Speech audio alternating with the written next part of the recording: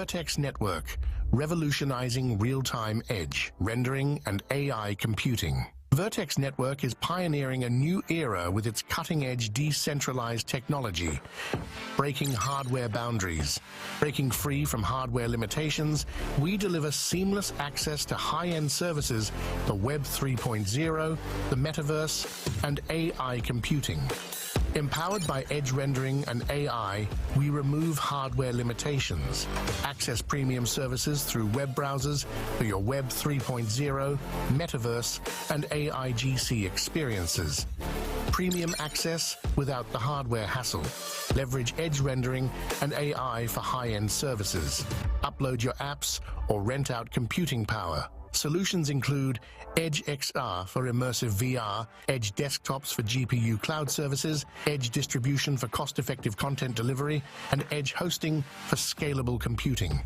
Enhancing efficiency across industries. Our solutions cover digital workspaces, VR XR, sports, and fashion. Experience heightened efficiency, reduced costs, and enriched creative processes. Shaping the future of decentralized applications. Vertex Network is at the forefront of decentralized applications. Join us as we revolutionize digital experiences, unlocking endless possibilities and opportunities. Start building on the infrastructure of the future, the decentralized real-time edge rendering and AI computing network.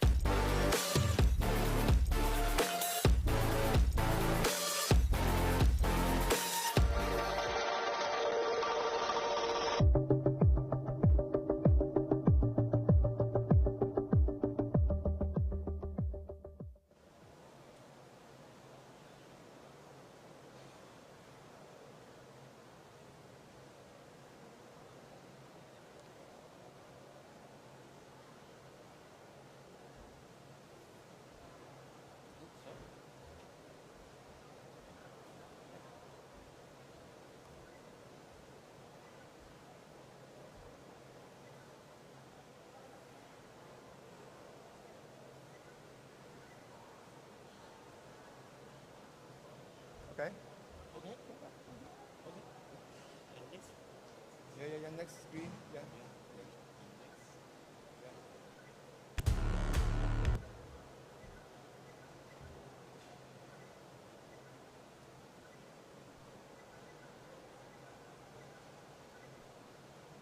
Okay. Yeah, all good. Okay. Thank you, sir.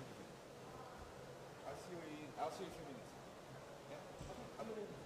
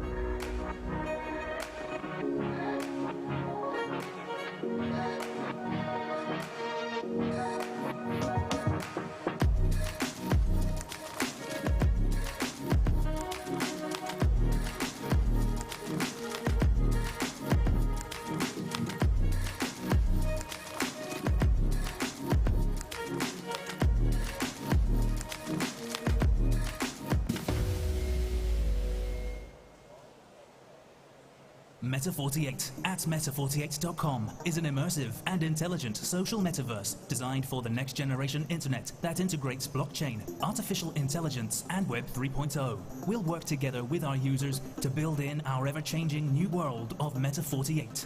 Here, users can freely create and further personalize their own 3D virtual avatars, virtual singing voices, and virtual dances, using the industry's first consumer-level MetaHuman and virtual idol AI-GPT and AI-GC application IdleGPT, provided by Meta48. With this powerful AI tool, users can generate personalized contents such as images, audio, short videos, character or voice chats, and more, and share it on social media with friends or public within the built-in user community of IdleGPT and across Meta48's metaverse. The HRDR artificial intelligence big data model is specifically designed for the metaverse of Meta48 and also the industry's first multimodal AI big data model system, focusing on the vertical domain of MetaHuman or virtual idol creation, virtual singing and virtual dancing, and intelligent social interactions.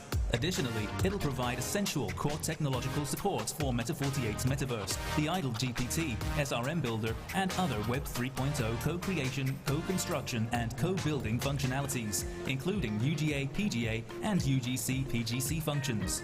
IdleGPT is the industry's first consumer-level AI-GPT and AI-GC application provided by Meta48, focusing on virtual idols and other kind of MetaHuman, virtual singing, virtual dancing, character or voice chats for virtual companionship. IdleGPT user community serves as the intermediate zone for users from the moment they enter the app.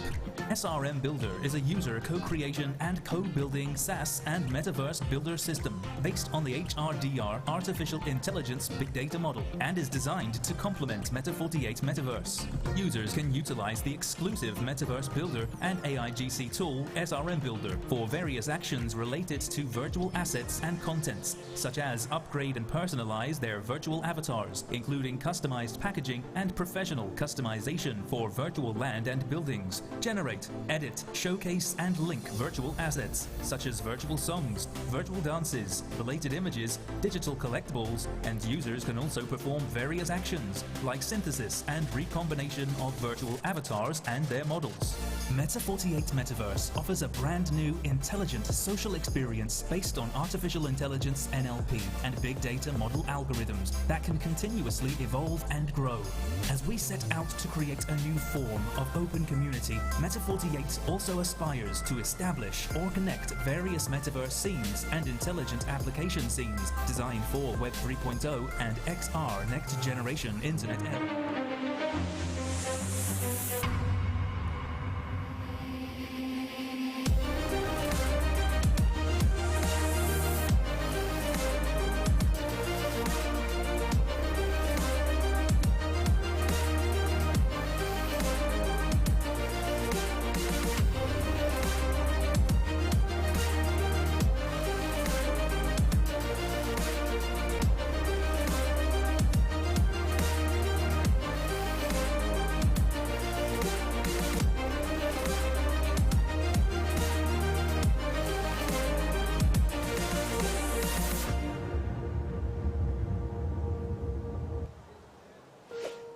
The inheritance of human knowledge vault is a long journey through human history, from word of mouth to oracle bone carvings, to bamboo slips and papers, to the internet today.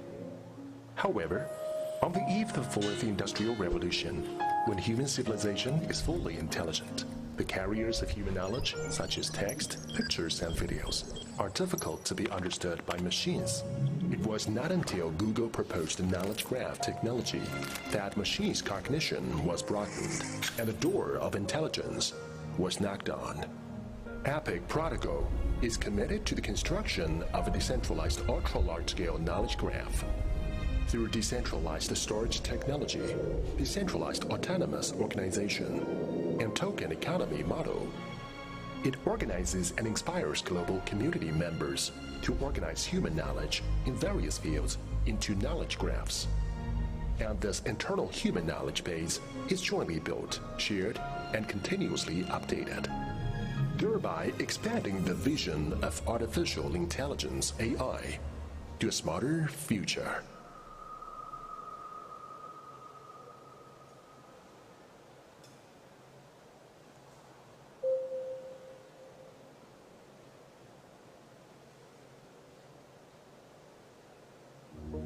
Blockchain technology is growing rapidly, propelling us into a future that holds great promise. But along the way, new challenges emerge. How do I navigate through compliance requirements, manage risks, strike a balance between compliance and user experience? This is how OKLink on-chain AML was brought into being. We're committed to crypto compliance and risk prevention to help you better serve your customers. With powerful databases hosting massive address labels and full node data analysis for nearly 100 major blockchains, we establish a comprehensive risk prevention system to help you fulfill your compliance and risk management needs. Our intelligent on-chain transaction monitoring tools make it easier for you to spot suspicious transactions. Meeting evolving regulations will no longer be a worry. We provide real-time address-based risk assessment, featuring an innovative 5-dimensional risk score model. With this data-driven solution, you'll be empowered with key insights to stay ahead of potential threats. Using our risk setting feature to customize your alert rules, you'll be relieved from concerns about achieving compliance across different jurisdictions. While the false alarm ratio decreases, the overall user experience improves. We strive to offer the best services through advanced technology. With ongoing detection of potential risks, we're ready to help protect the assets of you and your customers. Embrace easy compliance with OKLink on-chain AML. We are all always communicating, talking, sharing, gaming, shopping, or working. We communicate across continents, countries, cities, and communities. At Rogue Cloud, we ask ourselves, how can we do this better, faster, and smarter? Founded in the Chinese Silicon Valley of Zhongguancun, Beijing in 2014, Rogue Cloud is a platform-as-a-service provider. Rogue Cloud offers easy-to-integrate cloud services, instant messaging, real-time audio and video solutions to global developers and enterprises with an open API interface. Today, every mobile phone in China has at least 4 apps that are powered by Rogue Cloud. We are the most secure and reliable communication partner with more than 300,000 mobile apps, tens of thousands of government entities, and state-owned enterprises. Our platform has over 100 million daily active users, exchanging more than 221 billion messages and consuming over 1 billion minutes of video and audio daily. Yet, with over 6 billion registered accounts in 233 countries and regions across the world, we are just getting started. Driven by a leadership team that created the top communication application for China Mobile, the world's largest telecommunication operator. We are constantly striving to improve our services and availability. Rogue Cloud delivers global communication delays of less than 250 milliseconds and a connectivity rate of 99.98%. From independent data centers around the world, hundreds of nodes, and a SDCAN global communications network, users can access us from anywhere with a dynamically adjusted link route. With Rogue Cloud, you get high-quality communication with absolute security and reliability. And we provide continuously evolving solutions to match the growing needs of our enterprise clients. Our services empowers communication in any form. Instant messaging, real-time audio, video plus push, e-commerce, multiplayer gaming, team voice chat, facilitating low latency and high-quality real-time interactive technologies. From the sharing of cutting-edge medical resources and knowledge, to new ways of experiencing fashion and entertainment, and so many more verticals and businesses. We are Rogue Cloud, and we look forward to being a part of your world.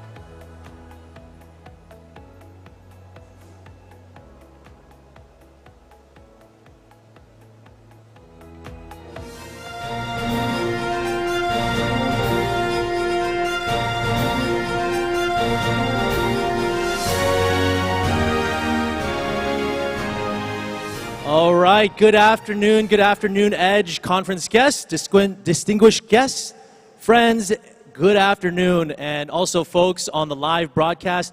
We are so excited to be wrapping up the Edge conference, the Global AI and Web3 Investment Summit.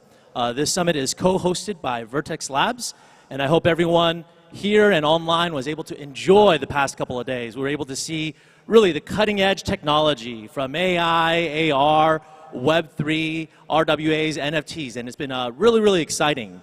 And for those of you who have participated, I hope that everyone has more confidence and affirmed an affirmation that we are going in the right direction as well, too.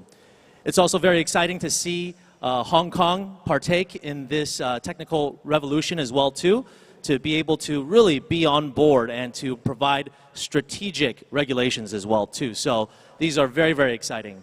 My name is Jason Lai, and I am part of H3 Entertainment, which stands for Hollywood 3.0. We are integrating Web3, Metaverse, and AI into the whole Hollywood production, creating new revenue streams for the stakeholders, as well as to be able to provide fans more access as well, too. So this afternoon, we have a very exciting schedule for us. It is going to be very near and dear to my heart of entertainment as well. The morning sessions, we had really exciting speakers and panels sharing insights from VR to AI to computing as well, too. So they really showcase the cutting edge technology. This afternoon, like I was saying, we will continue to delve deeper into entertainment as well as into fashion as well, too. So it's going to be very, very exciting. So for those of you who are outside still, and if you can hear my voice, come on in, because we have plenty of seats as well, too. With that being said, I would like to invite our very first guest as well, too, Mr. Matt Saipian, and he will be talking about building a fashion project successfully in the Web 3.0 era, a case study of hate. So in this digital age, the fashion industry has always been at the forefront of innovation. And building a fashion project is not easy and requires keeping up with the trends of Web3 era. So this is a successful project that has built fashion into Web3. So all the little monkeys and all the different cool monkeys with the earrings and the tattoos, that is all because of Mr. Saipian. So without further ado, let's give our warmest applause to Mr. Matt Saipian.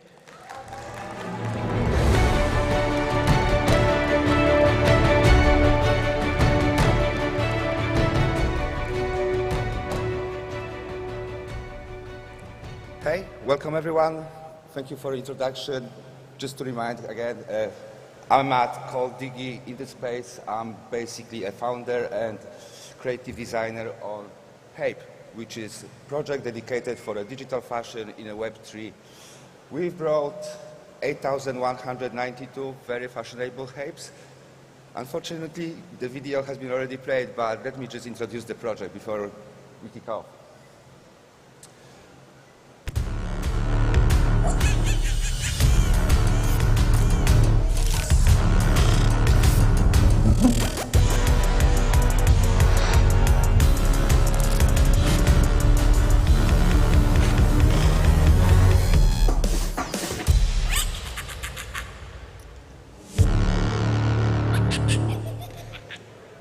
So all of that came to life in January 2021. We've brought the fashion project Hape through Digimental Studio, which is a digital-based studio from London, UK.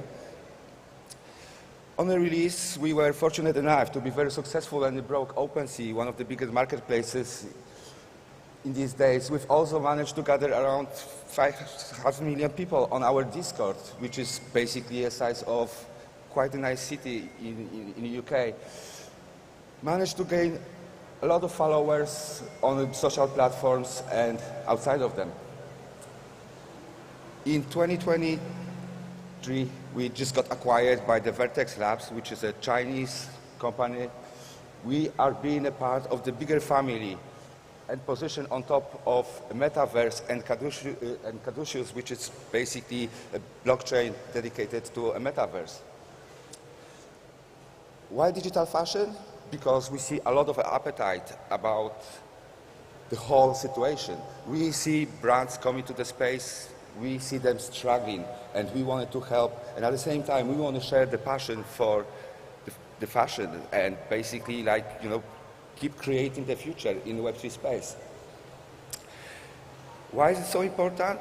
Because you can see through these projections of the digital fashion, it's been said that the market is going to reach around 6.6 billion by 2026, and then from that grow to around 50 billion by 2030, which is a pretty exciting number that we want to be a part of and just take from that. We see many brands coming to the space. They're trying and they're failing. Why is that? The answer is very simple, because there is a very red line and the border between traditional Web2 consumer and the Web3 so-called the collectors and holders. Brands use the traditional methods to approach those targets, but they fail. That's why they have to shift on their approach. We also believe there is an X factor which is needed, and the X factor is based on 4 particular principles. Strong creative, strong team, strong community, and the passion. Because to be successful, you have to be passionate and also obsessed about something. Why is it strong creative? When it comes to strong creative, it's all about your unique idea. It's about your long-term vision and how you actually address and put all of those things together. So what matters then? Is it quality? Is it quantity? It's actually something much, much more complicated than that. You look into the project and break it into the layers. Imagine it's the cake that has to be delicious on every single level. You need to have an idea. You need to have a roadmap. The community needs to be engaged. In these days, also that comes to utilities, how you execute that and how you potentially bring the return on investment to your holders. Strong team is the bread and butter. These are people who understand your vision and people who stand behind the execution. You have to trust your team. You have to be sure that people hired for the project, they will be able to execute on the exact level. And how does it split? It's split between the two. As on our particular example, you've got your development team, which is a creatives, designer, developers, all of the coders, people who does marketing and the production in general. And at the same time, the second part for your community team, coordinating everything what's happening around the project within the media space. Strong community, that's where it comes to the potentially even much more important aspects, because without them you are nothing. These are people who will be standing behind you. They can give, they can take away. Those people need to be treated as the family, because in Web3 space we are all family and it's all about the community. Without them we are nothing. And I just want to take this opportunity to shout out on our inner circle, which is apparently present in this room. So guys, thank you very much. Virtual connection between us and community. Keep it going. We're really, really grateful for that. So when it comes to digital fashion, obviously the whole Web3 space is being based around metaverses and communities and whatever's happening with it. We don't want to build a metaverse. What we own is the fashionverse. We want to give people opportunity to easily identify themselves and customize their character. Look good. Just be a fashion dealers within the virtual spaces. How does it look like? Basically, we want everyone to be included and define whatever they want.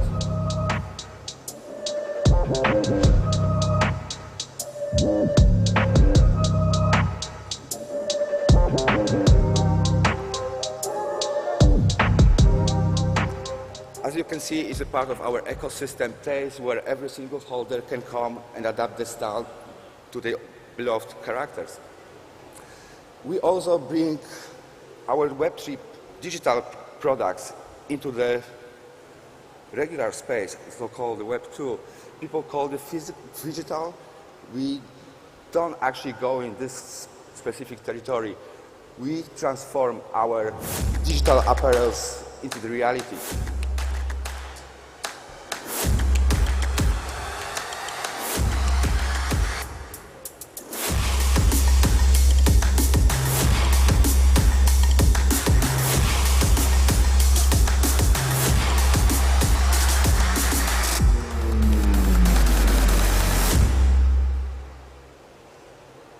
in this particular way, you can see an example of our characters dressing a capsule collection released by the brand, and how we transform this into the actual physical product is the quality that is being particular principle for everything. We also bring those spaces into the metaverse. As we mentioned, the light cycle being our home for a Hype Walk, for our development, for the place for holders, and where we want to execute the vision of the project within a Hype Walk, the building for the Hypes. I just want to bring very, very quickly a few case studies as we're talking about the bringing the brands into the space and activating them through in an authentic way to the community, activating those brands through the Hype. The first one of them will be a Jägermeister. As you could see last night during the Light Cycle night, being a partner, helping us to develop and then bring the youngest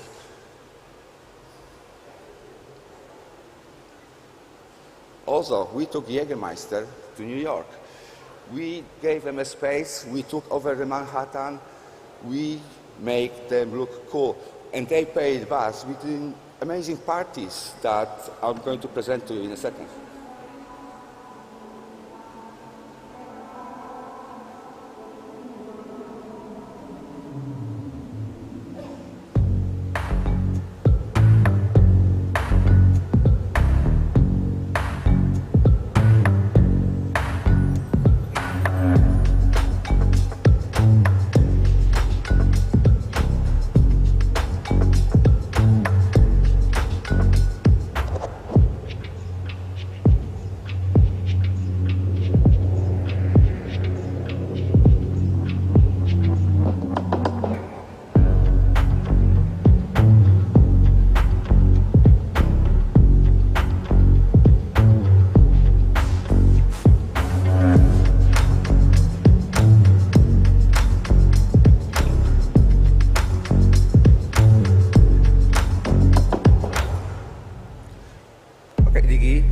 We talk brands, we talk fashion, let's talk the fashion.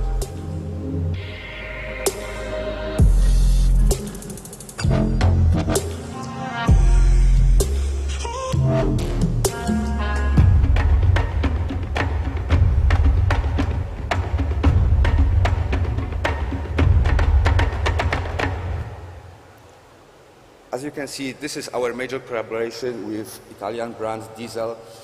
We collaborated on a collection which is extension of the Hype. We've brought the physical projects into our space, which also resulted within releasing a very limited quality products for us. So it's not about how, it's about executing it on the biggest level. You have to dream high, you have to be ambitious, there's always a space, and those things are going to come to you. Closing up on that, I just want to bring something directly from our community.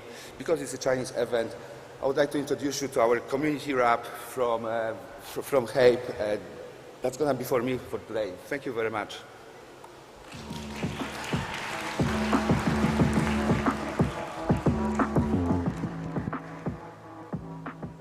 All right, thank you, Matt, for sharing it with us, the Hype community. I hope you guys are excited as well, too. So you could see the transforming fashion into the digital reality, and fashion definitely is needed in Web3 as well, too. So thank you for sharing about community, because that is very, very important. As we transition from really Web2 to Web3, it's also exciting to see how you are connecting the different assets in the real world to the digital world as well, too. So if you take a look at the Hype community, it's really awesome because the Diesel, they actually issued a limited edition Diesel side bag for those who had the NFT of the Hype community. So please take a look at them and join and support their community as well, too. Next, we're going to move on from fashion to entertainment. And we all know that entertainment is a very big part of our lives as well, too. And how does that look like in this next digital world of Web3? and entertainment powered by AI. So next, we are going to explore the changing culture and the art and entertainment within AI. So please join me in welcoming Mr. Mason Chin, co-founder and CTO of Skytopia.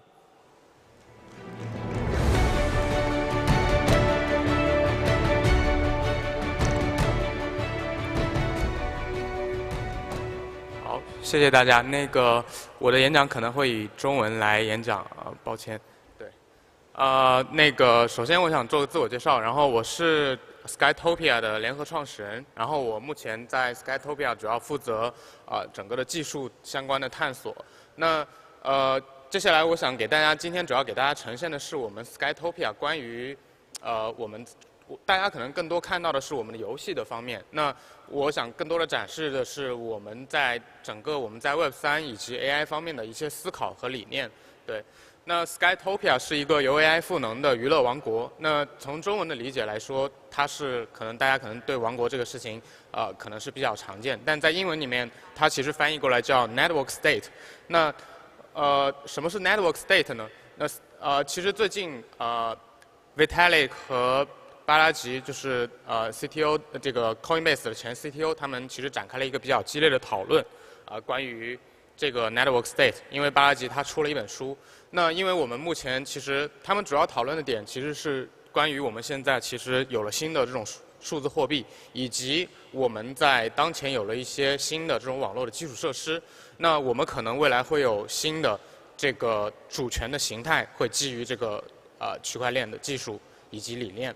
那我们是怎么看待这个 network state 呢？在我们的视野里面，我们认为 network state 更像是元宇宙和decentralized autonomous organization 的这种组合。对，我们更认为它不仅仅是可视的，它是沉浸式的，更重要的是它是运行在链上的。那问题是在当前这个时间段，我们去讨论在Network State 里面去工作也好，或者去生活，其实还为时尚早。但是对于娱乐来说，大家一直都拥有着比较成熟的这种娱乐的习惯以及这种体验。所以我们 Skytopia 希望构建的是一个自由的这种沉浸式的、可交互的这样的一个娱乐王国 Network State。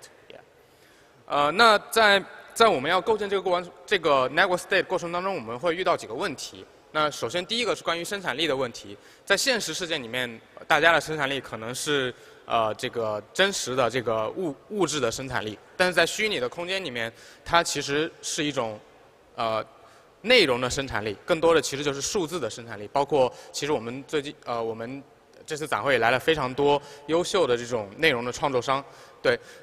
但是对于这是一个这个曲线呢，其实是一个比较常见的游戏的产品或者是元宇宙产品，他们在生命周期里面会遇到的这样的一个增长的情况。关于用户增长以及我们的生产力的增长，可以看到，其实生产力的增长是会严重的限制我们整个产品生命周期里面的用户的增长。那这个原因是因为内容创作其实本身是一件非常高门槛的事情很多用户其实我们。这也是为什么，就是很多 Web2 的游戏公司也好，包括很多内容创作公司也好，它需要花很多的前置的时间和资源来做这件事情，可能会需要好几个月甚至需要好几年来做这件事情但是当然我们目前也看到有一些项目在做出一些努力，就是他们目前通过一些 UGC， 就是 User Generated Content 这种方式，那去给用户创作一些这种。创作者工具，让他们能够去参与到这种内容创作当中，那从而保证他们的整个的内容生态是一个持续增长的过程。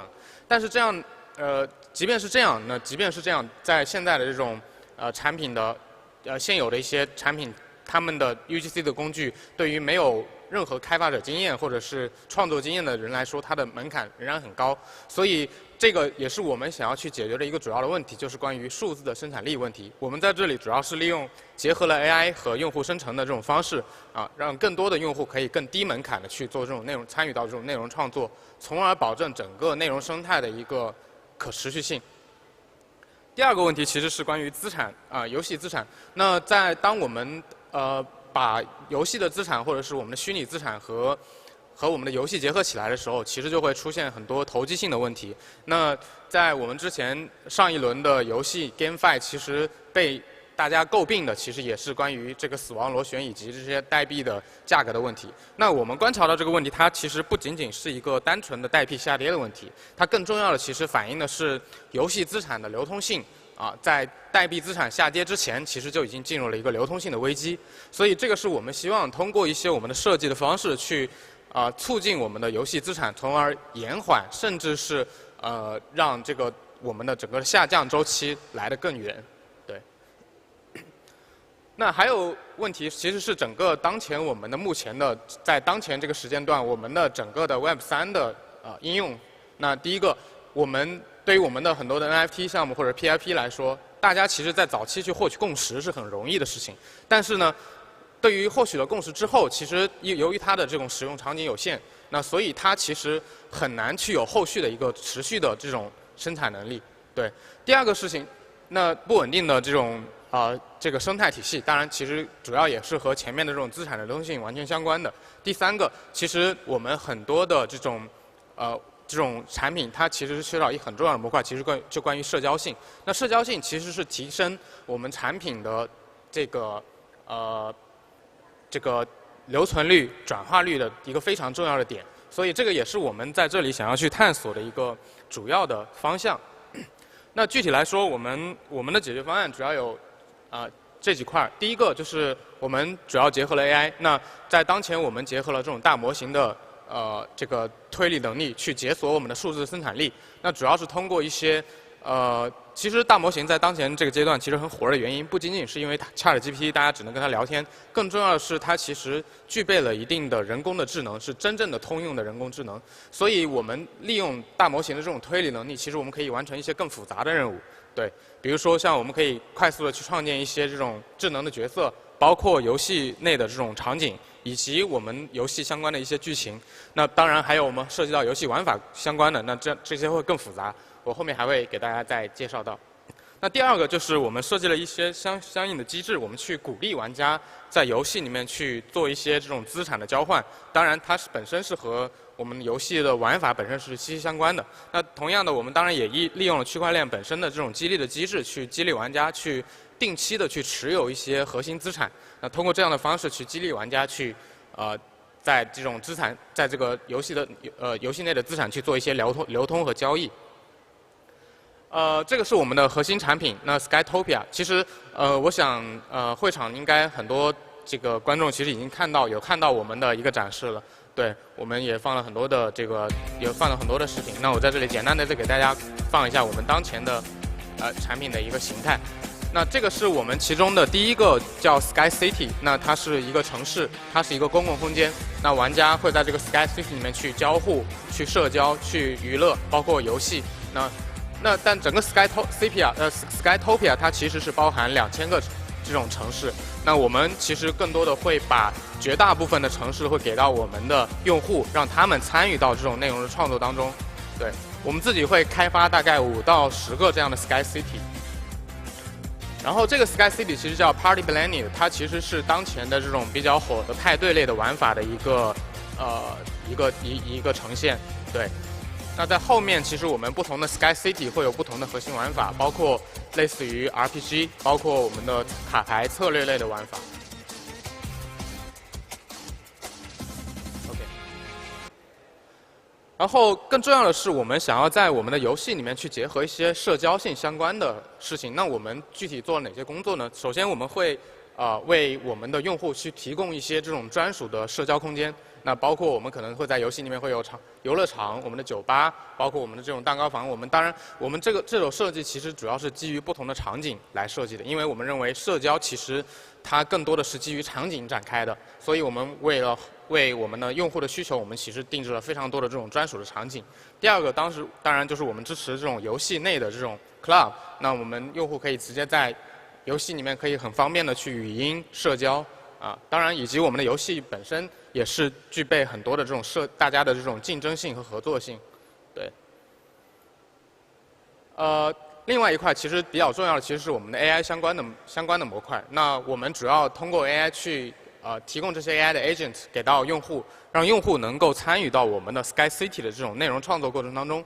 那具体来讲，我们会为用户提供一些这种便捷的这种 AI 的小程序，让用户可以快速的去创建类似于场景，这是游戏场景。那用户可能可以通过快速的关键字以及一些关键的这种配置，它可以快速的去生成这种游戏场景，以及包括它可以去创建一些更智能的角色，它去做一些预设的这种性格、游戏性格那它会得到一个更智能的这种角色，它会有更生动的、更形象的这种反馈包括我可以跟他对话，对。当然还有就是我们会利用这个我们会结合我们会给用户还会提供这种游戏剧情、游戏故事这样工具。那用户他可能输入一个梗概，他可以快速的去生成一个剧情以及这种漫画。这个不光是可以用到这个游戏里面，还可以帮助他去做一些 marketing。对。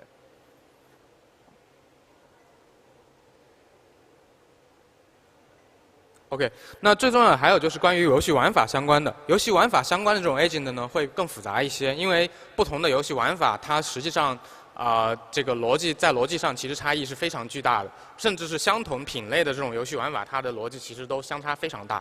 那我们的方式其实是通过从垂直的方向去不断的去扩展我们的 game engine。比如说当前我们其实为用户提供到的就是这种派对类的这种 game agent。为什么会选择这种派对类的 agent 呢？因为派对类的玩法它其实相对来说比较简单，更注重的其实是用户之间的交互以及我们的游戏关卡的设计。那在我们给用户提供了这种 AI 的场景生成方式以后，其实它可以很快速的去创建这种派对类的游戏玩法。那这是我们的整个的 UGC 的生态，那主要分为3块。第一块其实 Skytopia 是我们的整个的这个基础的世界，那它是一个多人在线的玩家可以交互的这样的一个大的世界，它由成千上万的这种 Sky City 和 Skyland 组成。Sky City 其实就是这种大的城市，那 Skyland 其实更是玩家的这种私人的空间，玩家可以在上面去做一些个性化以及更私人的社交。那更重要的是我们把用户怎么引入到我们的 Skytopia 里面？那我们提供了我们的这种 editor。那我们的 editor 它其实是我们前面这种 AI agents 的一个组合。那我们会把这些 AI agent 组合到这个 editor 里面给到用户。用户使用这种 editor 去做开发以后，它可以集成到我们的这个 space service， 就是我们会给它提供一个这种这个平台，让它可以去快速的部署它的内容，它的游戏。那最后，其他的玩家可以在 Skytopia 里面去体验到这些玩家所创作的游戏。OK， 然后剩下的一部分其实是关于我们如何去构建我们的整个游戏里面的经济体系。因为其实我们的游戏资产的流通性，那怎么去保证说玩家能够持续的去持有这些游戏资产？那在我们的整个生态里面，我们其实包含了几类角色。第一类是我们团队，我们会为我们的用户去提供这种 AI agents， 让他们去参与到这种 Sky City 的这种创作当中。那也就是 Sky City 的 Mayor， 也就是 Sky City 的持有者。那他们会利用这些 AI agent 去做我们的游戏内的创作。当然，他们也可以去给他们的玩家去发行一些资产去作为激励。那普通的用户，他通过持有我们的这种 passport， 他就可以成为一个 Sky City 的 Mayor， 对，市长。那对于更多的还有一些用户是我们 Skyland 的持有者，那他们在生态里面也有比较重要的作用，就是他们可以参与到整个生态的治理、投票。具体来讲，我们整个生态的运转其实是基于我们 Sky City 的这种繁荣度，每一个 Sky City 都有自己的繁荣度，根据它的资产的这种交易的频次以及交易的量，那你的交易的量越高，你的资产交易的频率越高，那你的这个岛屿的繁荣度就越高。那通过这样的方式，不同的创作者，包括这种游戏开发者，他就会去设计一些机制去促进我们的资产交易。那它会是我们一个非常主要的一个方式。那第二个就是，当我们的 Sky City 的 Mayor 它需要去发行资产的时候，它其实是需要质押一定的平台的这种资产，作为它所发行资产这样的一个基础的支撑。对它发行的资产越多，也证明说它的岛屿的繁荣度会越高。当然，我们 Skyland 的这个 Citizen， 它的持有者，包括我们的用户，他也可以去为他支持的 Sky City 去投票。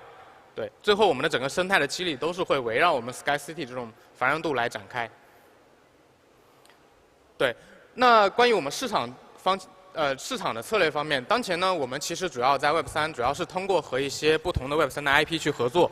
那我们会把他们的 IP 去引入到我们的游戏里面。这是Omira 是我们的一个这个 Web3 IP 的合作方。那我们把他们的角色引入到我们的游戏里面。那同时，他们的社区的用户也会有一些在这个游戏里面会有一些特权。那同样也会引入他们社区的用户。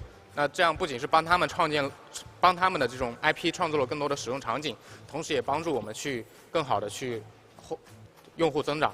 对，同样的，我们也会把我们自己的 IP 去把它引入到这个其他的元宇宙项目里面。Swaga 也是我们日本的一个元宇宙的项目合作方。那这个是我们的小鳄鱼 Lucky， 那大家可能有在我们的展位这边看到它的这个大玩偶，对。那我们的市场策略其实主要方式就是帮助我们的 IP 去赋能。那我们可能会跟一些不同的 IP 去合作，帮他们去把他们的这种 NFT， 把他们的角色引入到游戏里面啊，然后把我们的玩法、我们的场景作为我们的服务提供给他们。那当前我们自己已经我们是有10个这种原创的 IP， 然后呢，我们已经有50个这样的 IP 的合作伙伴。当然，我们像 Hape。像我们当然也在努力的，在通过这次会议，我们在努力的，希望能够建立更多的合作，希望把 Hape 也能够引入到我们的生态当中来。对，这个视频其实我这里简单的过一下，因为可能大家都已经看了很多了。好的。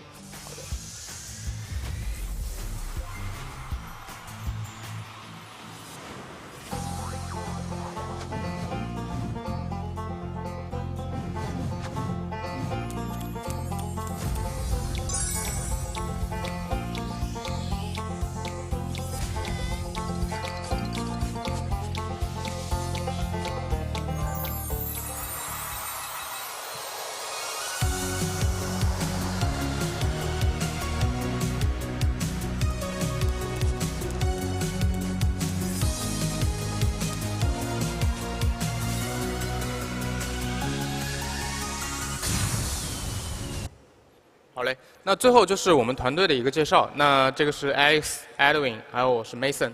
然后我们其实是在2021年，去年2022年8月份开始做这个事情，对。然后具体的我就不在这里详细介绍了。那我们后面可以去私下再进行交流。我们团队其实主要的产品团队其实主要来自于 Web2 的网易啊、FunPlus 包括 NVIDIA 相关的一些公司。对。好嘞，我的这个演讲就到这里结束。好，感谢大家。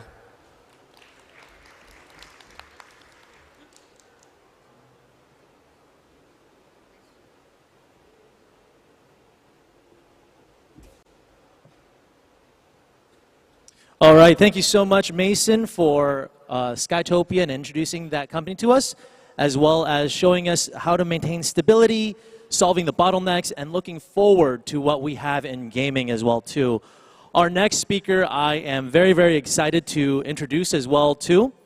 A lot of times I talk about being part of the entertainment evolution, but our next speaker, he has been in it and he has been solving the different problems of entertainment evolution. Next is Mr. Sid Ganis. He is a distinguished producer, and I'm honored to have him as the co-founder of H3 Entertainment.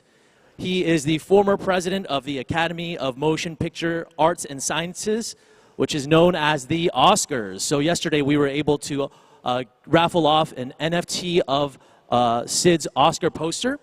He's also the former president of Paramount Pictures and the former board member of Marvel for 10 years before it was sold to Disney. So we are very, very lucky to have him today. Today he'll be talking about Renaissance 3.0. Gleaning from the past to pioneer the future of entertainment. So please join me in welcoming Mr. Sid Ganis.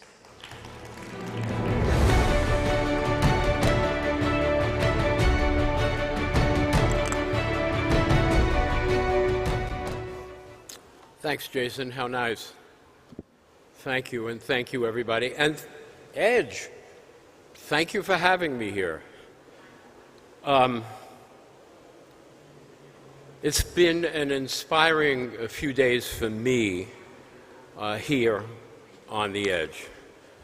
As I've wandered these halls, you know, my mind, my brain my imagination, my intellect has been continually challenged and amazed by what you all have to offer. Absolutely astounding to me.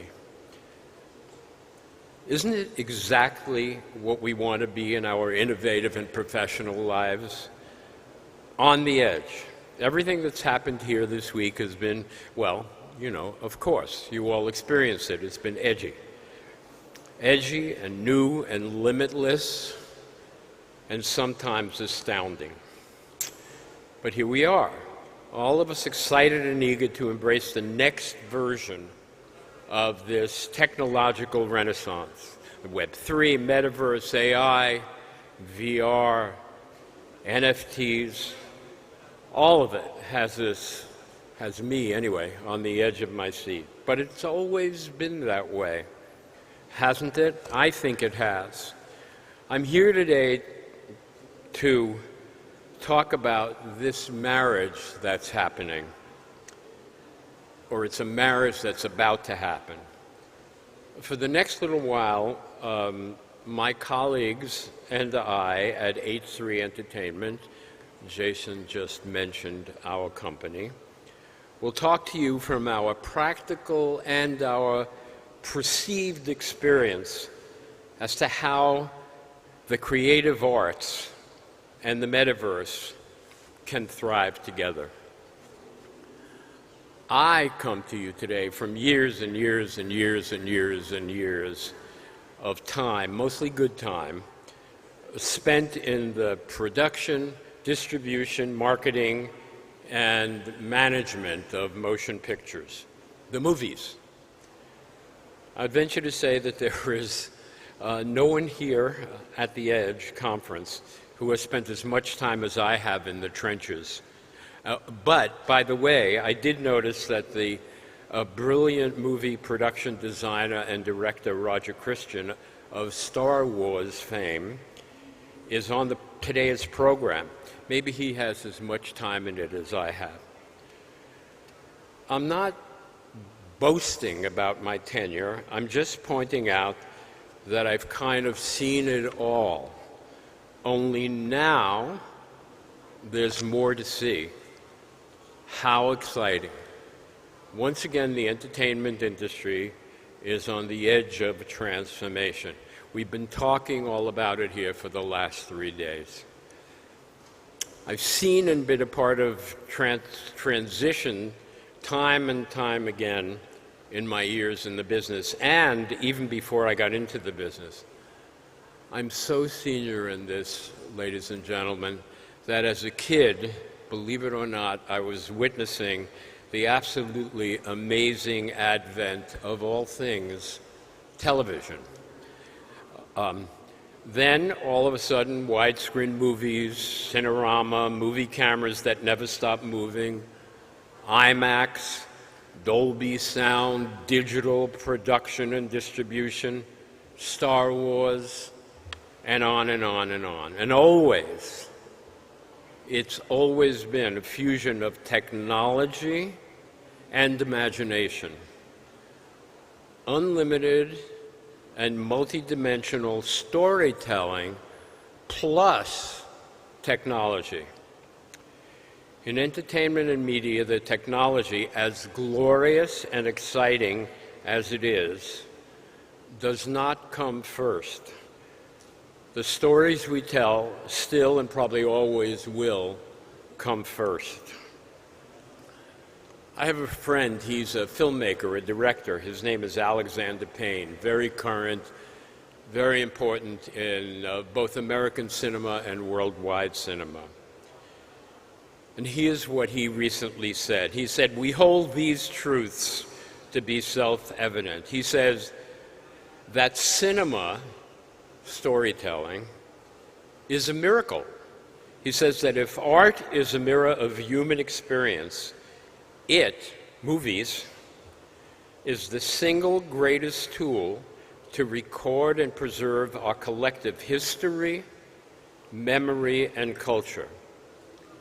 He says that all humans love movies for entertainment, self-knowledge, and inspiration. He also happens to say, on another note, that preserving cinema at all costs is the greatest gift we can offer ourselves and future generations. That's filmmaker Alexander Payne speaking. I think what he's saying is that our stories define us. And no question about it, this wonderful new technology before us is clearly the way forward. But the basis for the way forward is the expression and emotion, is the expression of emotion, of love and compassion. It's storytelling. The technology is monumental, and we have to develop its use. As wise leaders, you have to create the path for technology to be used and used properly. As the technology elites, the future is actually in your hands, not my hands any longer, but in your hands. Storytelling will always be the key to successful content. Movies, television, theater, streaming, all of it. But what surrounds the good stories is equally important. I'm a storyteller. You are the technology elite. It's going to be up to you in terms of aiding and inspiring us. And in the midst of all this technological revolution, the possibilities seem endless for storytelling and for new and innovative financing opportunities. The whole thrilling world of the Web3 concept has us on the verge of empowering and influencing the entertainment industry. It doesn't mean there won't be problems and difficulties along the way. Right now in the US, there's the writer's strike. Hopefully this writer's strike will be ending soon, but it's been going on now for 5 months. And there's also an actor's strike. So that means it has those two strikes have deeply affected the entire industry. Thousands and thousands of workers and their families are affected. It's a current example of the problems that happen all the day when one is setting out to make a movie or animation or television or any of the new technology entertainment vehicles. But by the way, and very important, the writer's strike is on, but please don't expect that the magical work of AI will be doing the writing instead of the writers. It just can't happen, and it never will. It never will replace a great writer's heart and soul, never. And then there are other issues. The handling of streaming content is still in its early stages, and the day-to-day production problems pop up always. And as I just said, without question, the technology, AI, metaverse, will not displace or replace the human element. It's something that I think you all probably know, but you're so excited about what you're doing, it's important that I advise you not to lose sight of the human element. That's where it all starts, and that's where it ends. The storytelling decisions are driven by emotion, not by technology. And it becomes the responsibility of everyone in this room who are building out this technology to listen and to learn and to adjust. Maybe think of it this way. Maybe it's similar to remodeling a house. We do not need to break down the foundation of the house. Rather, we build upon it. We coexist with what's been established. The storytellers and the technologist. And very important, it seems to me, you must try to understand and empathize with the voices who are your critics. Take the punches, explain what you're doing. We're willing to listen. So many storytellers today are truly excited about what you're doing. We welcome the metaverse in all of its forms, even if we don't quite understand it. What a great new tool for us to go deeper and deeper into our scenarios. The slight hesitation we have is only about ensuring its wise use. No one knows where we're headed. We have ideas and forecasts and trends, but anyone who says they absolutely know where we're going just doesn't. Thus, it's paramount to know and appreciate the past as we contemplate and embrace the future. We, the storytellers, are so fortunate to have you, the technologists, as our partners. The sacred space of art, all art, will thrive on what you have to offer.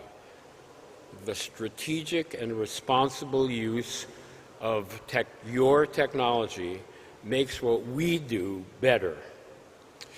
All of this is by way of saying, as a movie and TV veteran, that I'm very excited about what you have to offer as we plow our creative fields together. Right now, my wife and I are producing a feature film called Shadow Song with our partners, H3 Entertainment, and we're making it we're producing it here in Asia. It's set in modern-day Shanghai and in Shanghai in 1939. We can't make this movie without you. We need your wonderful science to fully tell our story. So, of course, thank you for being there for us. So I join my colleagues at H3 Entertainment, Kent Wong, and Mark Rao, and Jason Lai, and others in applauding your good and pioneering work as we blast our way forward to make this world a better and more interesting place to encounter. So I thank you. I thank you very much. 谢谢.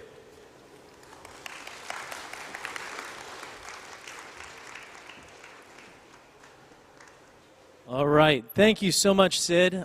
So a lot of times people ask me, why are you so passionate about this project? It's because I get to talk to Sid about entertainment and how we can bridge the gap between Web 2 and Web 3. So you can see just how Sid is so open. I talk about, the evolution of entertainment. I talk about it. But really, Sid has experienced it, and he's been part of that as well, too.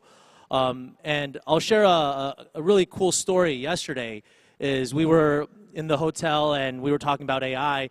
There was a gentleman that said, oh, you must be so against AI and all this technology development because of the strike. And Sid said, no, we're actually very, very open to it. So that was very, very, and he was like, what? I thought you were against it. And Sid said, no, I am for it because it has to be responsible and strategic usage and development of technology. So for all of us here who are developing the technology, I really hope that we take Sid's call to action to heart, is we don't forget the human elements of that as well, too.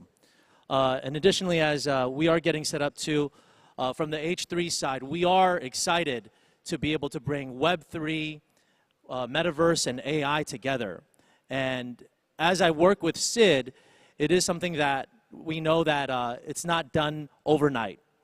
And people said, are you able to do it? And I said, I'm not able to do it without Web 2, without the experts of Hollywood, without the experts that we are trying to develop with. So many times in this industry of Web 3, we're saying, oh, we're going to destroy, we're going to have a revolution. But I don't think it's a revolution, it's an evolution as we slowly grow together. Number two, again with AI, as we really are strategic about it and responsible usage of that. Sid said very well last night is that the human still has to be at the forefront of AI. So as many of you are asking me, can you do it? Is no, I can't do it without Web 2, without Hollywood. So we are excited for that too. All right, with that being said, I think everything's set up and we are good to go. Next, we'd like to have our panel discussion hosted by Cha Cha. She is the co-founder of Women Builder Foundation and senior financial journalist as well. The panel discussion is going to be digital fashion revolution and entertainment consumption. So please join me in welcoming our different panelists as well as Cha Cha.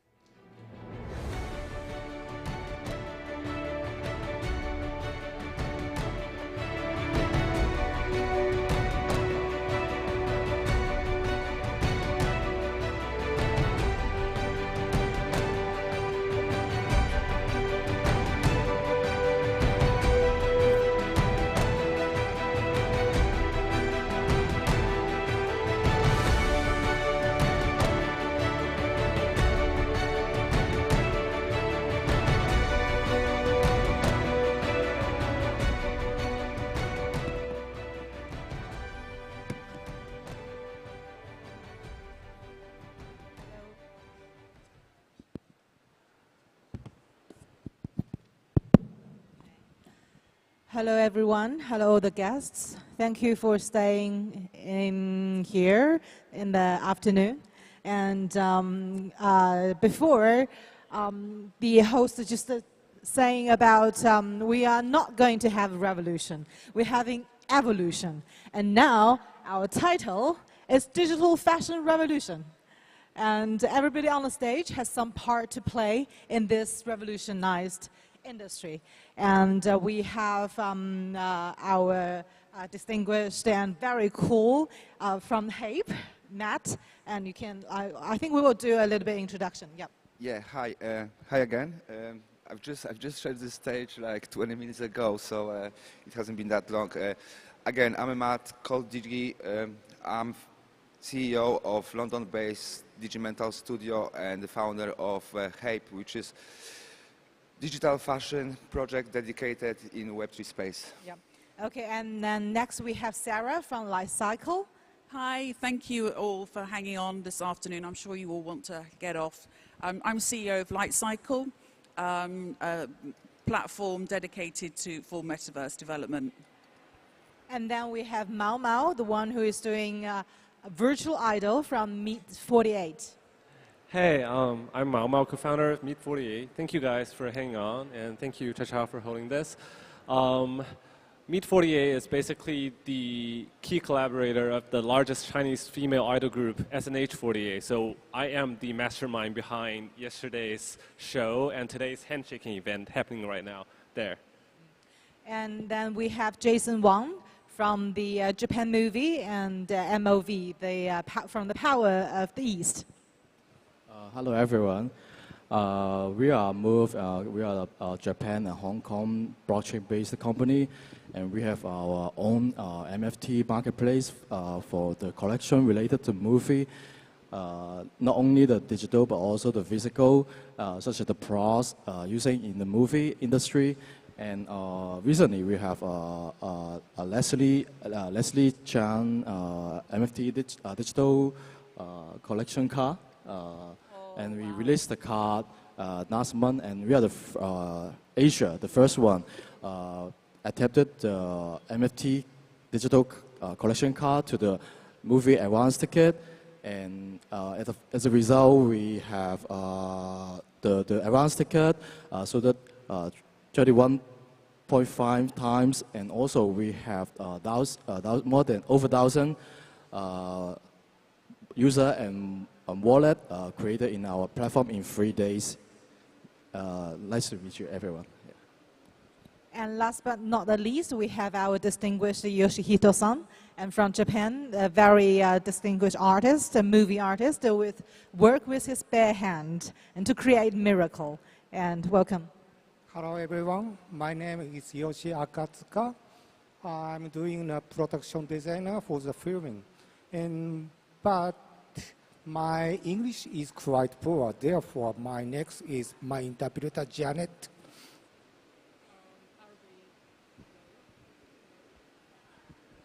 Hello? Okay. I'm the interpreter, and I will translate Mr. Akatsuka's coming sharing. Okay. Okay, this panel I want to ask question with each other, and then we can talk about their response for each one of the questions. So first I want to ask Matt Sapien, and the founder of Hape, because you are crypto native. I think in this line, I think you're really like the native crypto artist. And from your point of view, when we're talking about digital fashion, and what is that? What is difference from digital fashion and real fashion? The biggest difference basically comes within a medium. It's not a physical product, it's a virtual good. People are doing digital fashion to express themselves in the virtual worlds. We can see that in the computer gaming, we can see that in the metaverses, we can see that all over the blockchain. Basically, digital fashion are the new products which might not really exist in the physical version.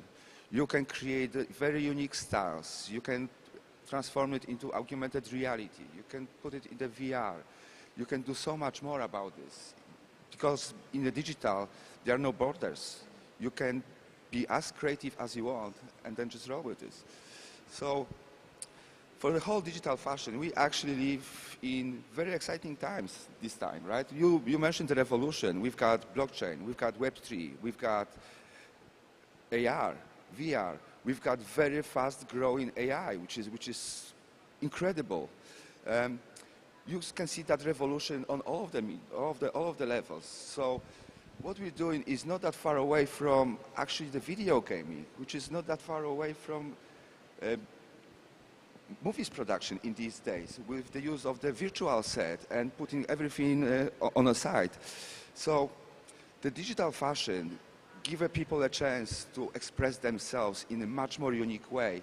And the way it's going to go further, I personally believe that in a few years, people will be seen the way they want to be seen, and at the same time, they will be very unique, and they will be able to express that by even making their own clothing on the go. So it's kind of a strange situation, right? In these days, you can get luxury goods in the digital space, which are worth actually more money than the physical product. But we know the new generation is hunger of this medium, and there is no way to stop it. So digital fashion gives us more freedom than the physical fashion. Absolutely, and in this particular case, everyone can become a fashion designer. You do something for your digital look, your digital twin, your potential meta-human that's going to represent you in this metaverse, as we call it. So the other guest, do you have anything to add on the revolutionized digital fashion? Do you have any comments? I think I agree obviously with everything that Matt is saying. You know, it's definitely, to use Sid's words, it's an evolution, not a revolution. I think that's a really important phrase for us all to remember in this whole space, that we're trying to be revolutionary, but actually it really is evolutionary. Okay, so next question I want to ask Sarah, because I know that you're from the background of real-world art, the commercial art, and then you're coming to metaverse. So it definitely something lures you coming. And what is that? And what do you see from the like old-fashioned art dealer, and what do you see in metaverse and digital fashion that attracts you? You think that for the future would be great? Yeah, you know, you have to really apply, again, going back to the evolution versus the revolution, you have to look at where art started and where this space started, and look to the future. You know, it started in a very gaming, shall we say, geeky, very tech-savvy environment, very crypto-native. It's like a bit of a closed book. Unless you were very much into that space. I got involved because of the noise that was being made around NFTs and art, classic art with Sotheby's and Christie's. But actually, you know, it's really important to look not where it started, but to where it's going to go. And this whole space, the metaverse, NFTs, digital fashion, you know, it opens the possibilities up to literally everybody, from children up to adults. But we've just got to make it a little bit more user-friendly and get some better adoption going on, some, you know, demystify it and de-geek it a little bit. If that's a word. I'm not sure everybody loves de-geeky. Maybe we pretty like geeky. You want to comment? Yeah, well, it's not about the geeking. It's actually very, very geeky. So, you know, within the digital fashion and the whole of the metaverses, we are still very early. You know, I basically believe no one really figured out precisely what it's going to be and how we're going to tackle all of that. I think what we're doing, the whole digital fashion, will take a huge step forward and will evolve. You know, metaverses in these days, they base all around the digital products, right? It's the VR, it's the environment that you can go and just become whoever you want. But the true metaverse will become with a huge jump in the AR technology. You know, imagine yourself a situation when you create your own clothing, you program that to your AR glasses, and then while you walk around the cities, right, you know, you've got the people with the AR glasses while those devices communicate between themselves and then just send the signals. You're being seen the way you actually want to be seen. Very interesting. I was going to actually pick up on that very quickly, but and that's a really good point, Matt. You will be seen the way that you want to be seen. Do you think that that's going to? I'm asking the questions now. Is that all right? Do you think that that's going to give people more confidence? Is this going to be a confidence move? Yes, definitely. Because, well, at the same time, people will be hiding their real faces behind the mask, because that's what it is about. And within the AI, this is actually quite exciting and scary, because AI brings you amazing possibilities. But just looking into your phone and those AI filters, people don't want to go back to reality. The digital world attracts them. They make themselves attractive. So it's very addictive at the same time. Okay, great. Addiction is a very good question for our next guest. And so one question for you, Amamo, is because you're doing virtual idol and matching with real idol, why do you think people need virtual idol? And how do you think about this business? Well, that's a sharp question, actually, because actually my business is not entirely focused on virtual idols, but to empower people to build their own avatars. So to me, our idol cultivation system is actually based on social, community consensus, and we believe that every fan should be able to participate in the 0 to 1 process of an idol, right? So we believe that the process is actually the product. To do that, in mainland China, we curate up to 4 theater live shows per week and a large number of concerts all over China. And we have an online chatting platform and live stream platform for constant fan idol connection. So basically what we believe in is to get fans to, well, when they put money into our system, when they cast votes, right, every dime they put in can benefit the idol somehow. So that's what we believe in. And to build virtual idols, we're trying to facilitate the whole process of star making using AI tools, because each person can be their own artist agency right now with AI, right? Like they can build their own avatars, they can build their own AI choreography or AI music, right? And for us, what we're trying to do with AI is cost efficiency and mass adoption, because, well, I'm a crypto native, so I believe in mass adoption, right? In mainland China right now, the cost of building one virtual idol is about 60K RMB, and with us, you can do it with 60 RMB. So that's the power of AI and the cost reduction side. With mass adoption, all of our idol fans, which believes in the Japanese culture of idol cultivation, they show a propensity to be highly, highly motivated, highly autonomous, highly sticky, and highly willing to pay at a high frequency. So according to my marketing research and my extensive fan profiling, they're willing to build their own avatars and nurture their own idols into our ecosystem. That's where this is going, yeah. I don't believe in the whole commercialized virtual idol set because I don't think that has the commercialized virtual idols right now has a setting or a scenario to build in, right? Like, nobody needs them, in fact.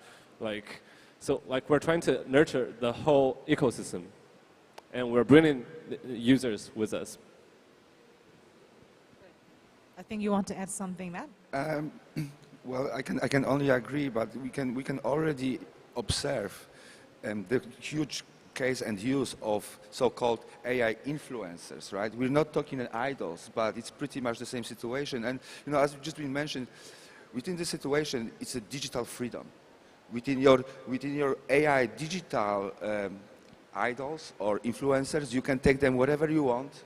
They can do whatever they want, and they can be whoever they want to be at the same time. And you can just do it at the tip of your fingerprint, right? Basically, the AI generation is just so quick, right? Creating the content becomes extremely easy in these days. Great. So next question is for Jason. And since AI and the virtual one creating is so quick, but movie takes time and energy and effort and craftsmanship.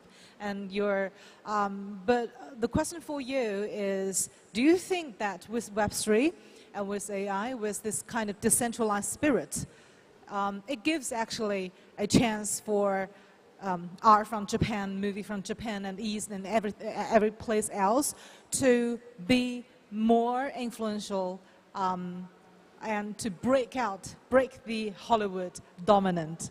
Yep. First of all, I think Asia is a very big market, and actually, if you look into the figures, for example, Japan, China, Korea, and also Indonesia is a very big market. India is also a big market. I think Web3 or AI is a very good tool for people which is not coming from the movie industry, but they can get into the industry, such as for the funding of the movie production.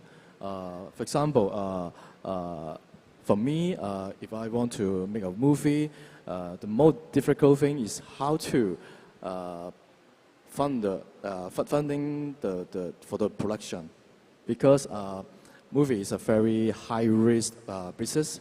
So that's our platform is also going to provide a chance for people who want to. Okay, I have a good script or good idea to make a movie, but it's not here to do the funding.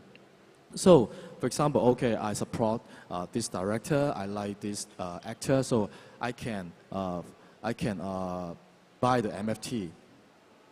Just like I provide, okay, I'm the friend of this movie or this director, okay, I put my money to support the movie. So I think, especially movie industry is a very closed market industry. That's why I want to do something. If you look at my title, actually I'm doing ticketing in Japan, more than 10 years in Japan. But I feel that such as my classmate, what we are learning, doing movie in Japan. I'm a Hong Konger, but I studied movie in Japan. So we see that, oh, I want to make a movie, but it's not easy to get the money. So I think Web3 is a very good opportunities for people to get into the market and also provide the capital for the movie production. Great. And so anybody wants to add? Anybody wants to add? No? Okay. So next question is for Mr. So because you are a renowned artist of creating miracle, creating fantasy for movie with setting, with craftsmanship, with hand, as what you mentioned in your book. But in this metaverse, in this futuristic, also in this futuristic era, do you think this kind of craftsmanship is still useful? And what do you think about reality, the physical world, the relationship between physical world, physical setting, physical craftsmanship, and our virtual world? Okay, before the answer, so actually now I'm making a Web3 film with H3 Entertainment. The title is Interstice. It's animation film. Of course, I use AI technology, and then I use AI, how do I say? Anyway, I'm using, and it's quite useful. If you have a chance, so come to our booth and then check it on the 8. And then from now, I answer about the question. But explained by my prior English is quite difficult. From now, I'm using Japanese. Is it okay? 物理的な世界とデジタルの世界っていうのはですね、これからのアート表現において補完し合う関係性になると思うんですね。I believe the physical world and the digital world from now on is complementing each other. 物理的な世界っていうのはその手触りとか立体感とか空間の体験とか、そういうものがすごい必要になるんですけども、デジタルの世界っていうのはその無限の創造性っていうものが得ることができるんですね。So in the physical world are all the five senses, the touch, the dimensional, relative dimensional spacery experience are very crucial. And in contrast, for the digital world, I feel like it got infinite possibility and freedom for creations. だからどっちが重要ってことじゃなくて、その補完し合うツールっていうふうな感じで僕は受け取ってるんですね。So in my view, I don't think they are competing or overpowering each other, but indeed to take the advantage of both worlds and try to combine it in a new format of creation and art. で AI とか AR とかその新しいツールっていうのは今どんどん広がりつつあるんですけども、実はもう数年前から特に AI っていうものはもう使ってるんですね、実際の僕らのアートワークにおいて。So other is a big boom for all the AI and machine-generated stuff. Is in a hype in these 2 years, but way back in 4 or 5 years ago, in my work and in my creation, I already using AI very frequently. 例えばロケーションスカウティングに行って何もないところでその VR グラスをかけてこういうものがやがてセットでできるっていう説明をディレクターとか DP とかにできるツールとして使ってます。For example, for location scouting, when you're making film production, it's very hard for a film director to visualize what a production team is suggesting and what are the art direction, what are the props. So we already use a VR headset when we're doing a site check, and we explain everything visually to all the film crew and other team members.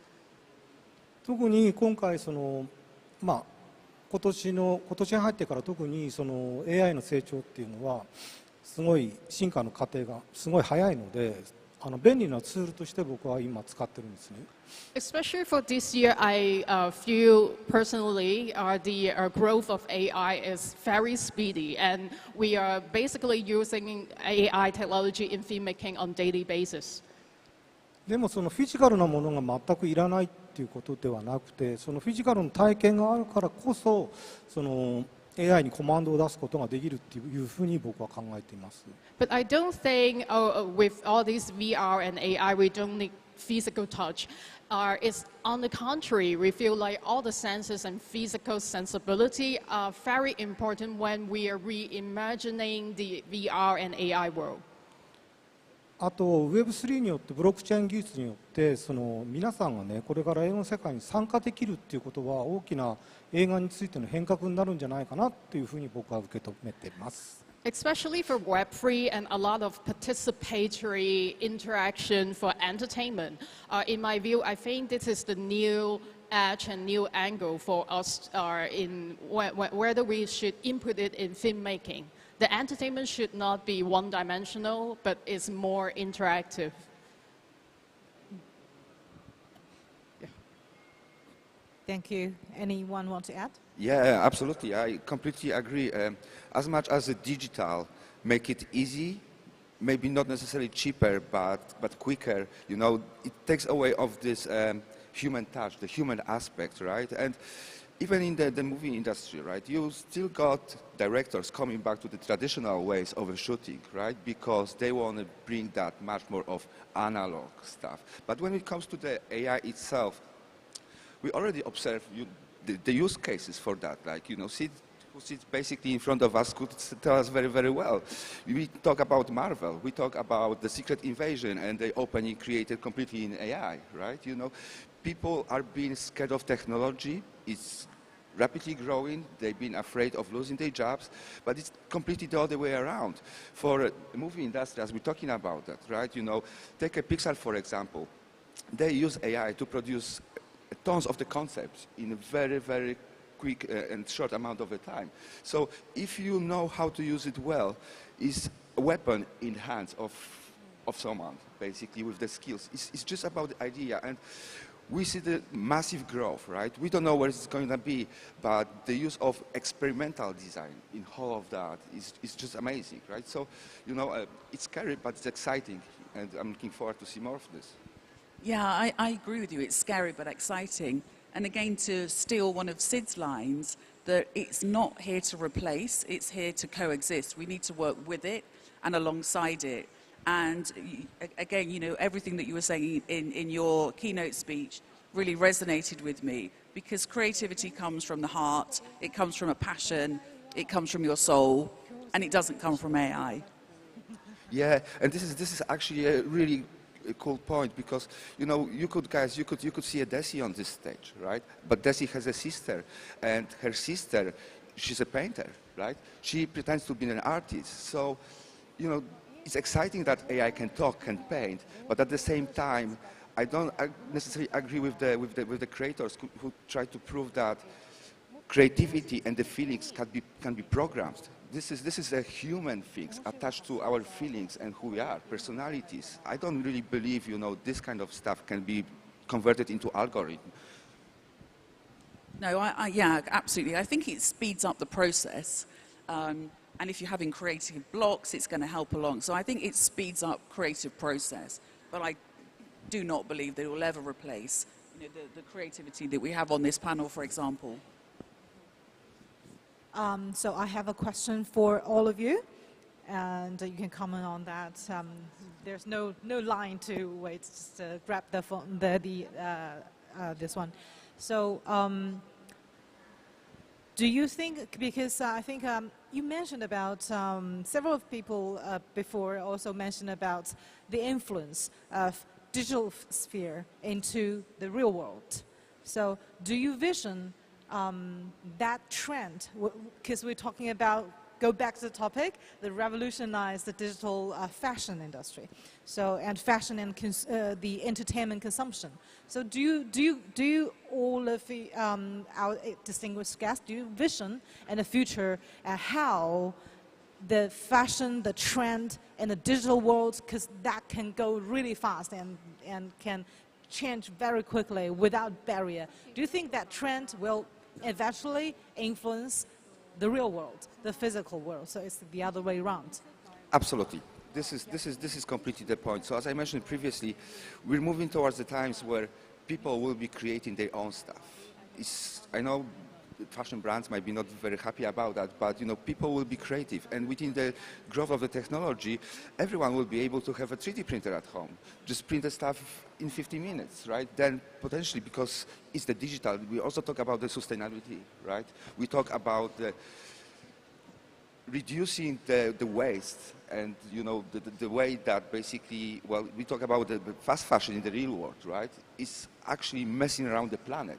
Within a digital, it becomes a little bit easier. So maybe with the use of those, like the new advanced technology kind of materials and the fabrics, that you can use and produce at home. Basically, like, this is a vision from the cartoons that we are watching, like 20 years ago, right? If you guys remember Jetsons, right? It's exactly the same situation with the robots, and the way people dressing up. It's coming, because at some point, whatever people believe it's a science fiction and it's a future, it becomes reality. I think when we're getting into the realms of the metaverse, we need brands to work together. We need interoperability, otherwise it's going to be a very lonely and isolated place.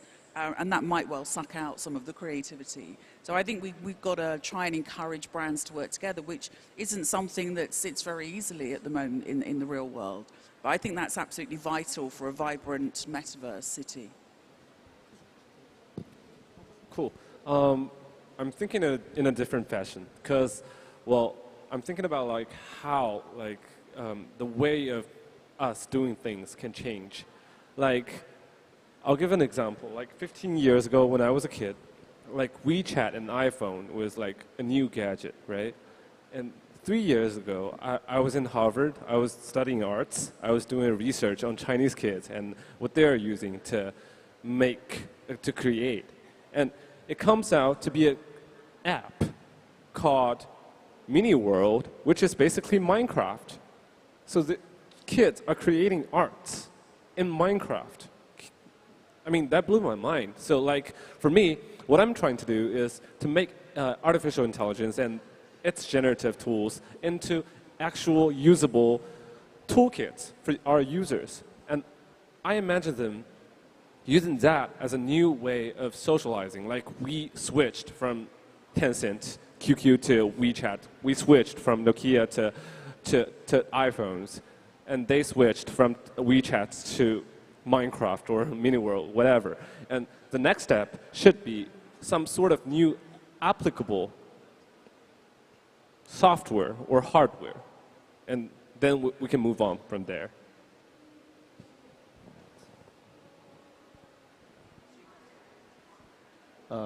Sorry, I'm not expertise in fashion, so it's difficult for me to comment about fashion. Yeah. Yeah. 私は映画のツールとしてPhotoshop を使ってるんですけども、Photoshop がジェネレティブ AI を搭載したんですね。だからそれによってもう劇的にスピードが速くなっちゃったんですね。つまり僕の仕事はディレクターとかにたくさんのバリエーションっていうのを提供しなきゃいけないんですけども、ジェネレティブ AI を搭載したおかげで一瞬で何バリエーションも作れるっていうのがやっぱりすごい AI によっての変化なんですね。To answer your questions, it's like for the generative AI in Photoshop, for example.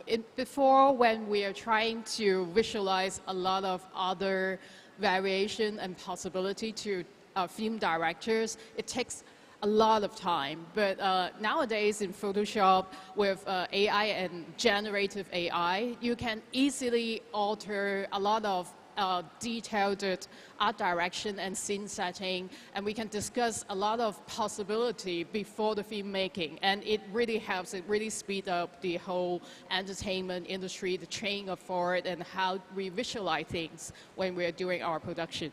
例えばこの建物の色を色を変えたいとか形を変えたいとかこの人物の服を変えたいとかっていうのをすぐにバリエーションができる。今まではずっと夜中中それをやってなきゃいけなかったものがもう10分以内でそれができるっていうのが僕にとってのやっぱ革命だと思うんですね。So to me, I think the most revolutionary thing is when the director voice out, maybe I want a total change of the props, of the setting, of the building, and even the color and the details of the actors' clothing. With generative AI, we can finish all the fine-tuning within 10 minutes, which is totally impossible in the past. Yeah, I would like to just top up on this. I completely agree, and this is actually very interesting because within the AI in these days, everyone can be whoever they want to be. As ChatGPT can turn you into a writer, Midjourney can turn you into a designer. Like people without the actual skills from the traditional ways, as you know, in the advertising, film, all the digital production, right, can do it just with some prompts. So if you really have this idea what you want to achieve, everyone can do everything, and there is absolutely no borders. You know, everyone can make those influencers, everyone can create those characters, and everyone can create the movies. And especially like in these days, right? You know, YouTube brings everything. Everything goes on YouTube. So if you really want to learn, you know, it's literally available for everyone, very, very easily. I'm going to use a line that I heard from someone else here, and you're absolutely correct, and I was told it yesterday. You can, YouTube tells you how to do everything from give birth to make a bomb. And it's true. Pretty much, and I also make it easy. So, you know, we've got the both of kind of use cases about that, right? You know, it can bring a lot of good and the bad at the same time, but, you know, yeah, we're looking into the positive way first. So another question for us is, so technology has always influenced art. And art has always, in human history, has always been the forefront, the front runner to use cutting-edge technology. And from the painting in France, the use of mineral, and we are human, we know how to use mineral, and the first thing we do is we paint, we make art.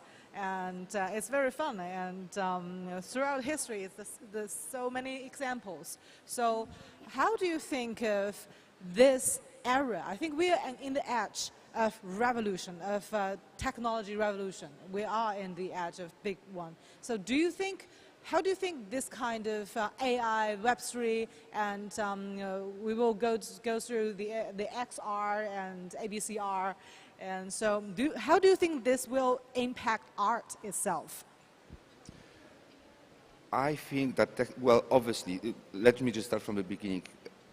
Technology is growing rapidly, and as people in the industry, as a creative artists, technology devs, we learn all of our lives, and we have to grow with this technology just to stay up to date.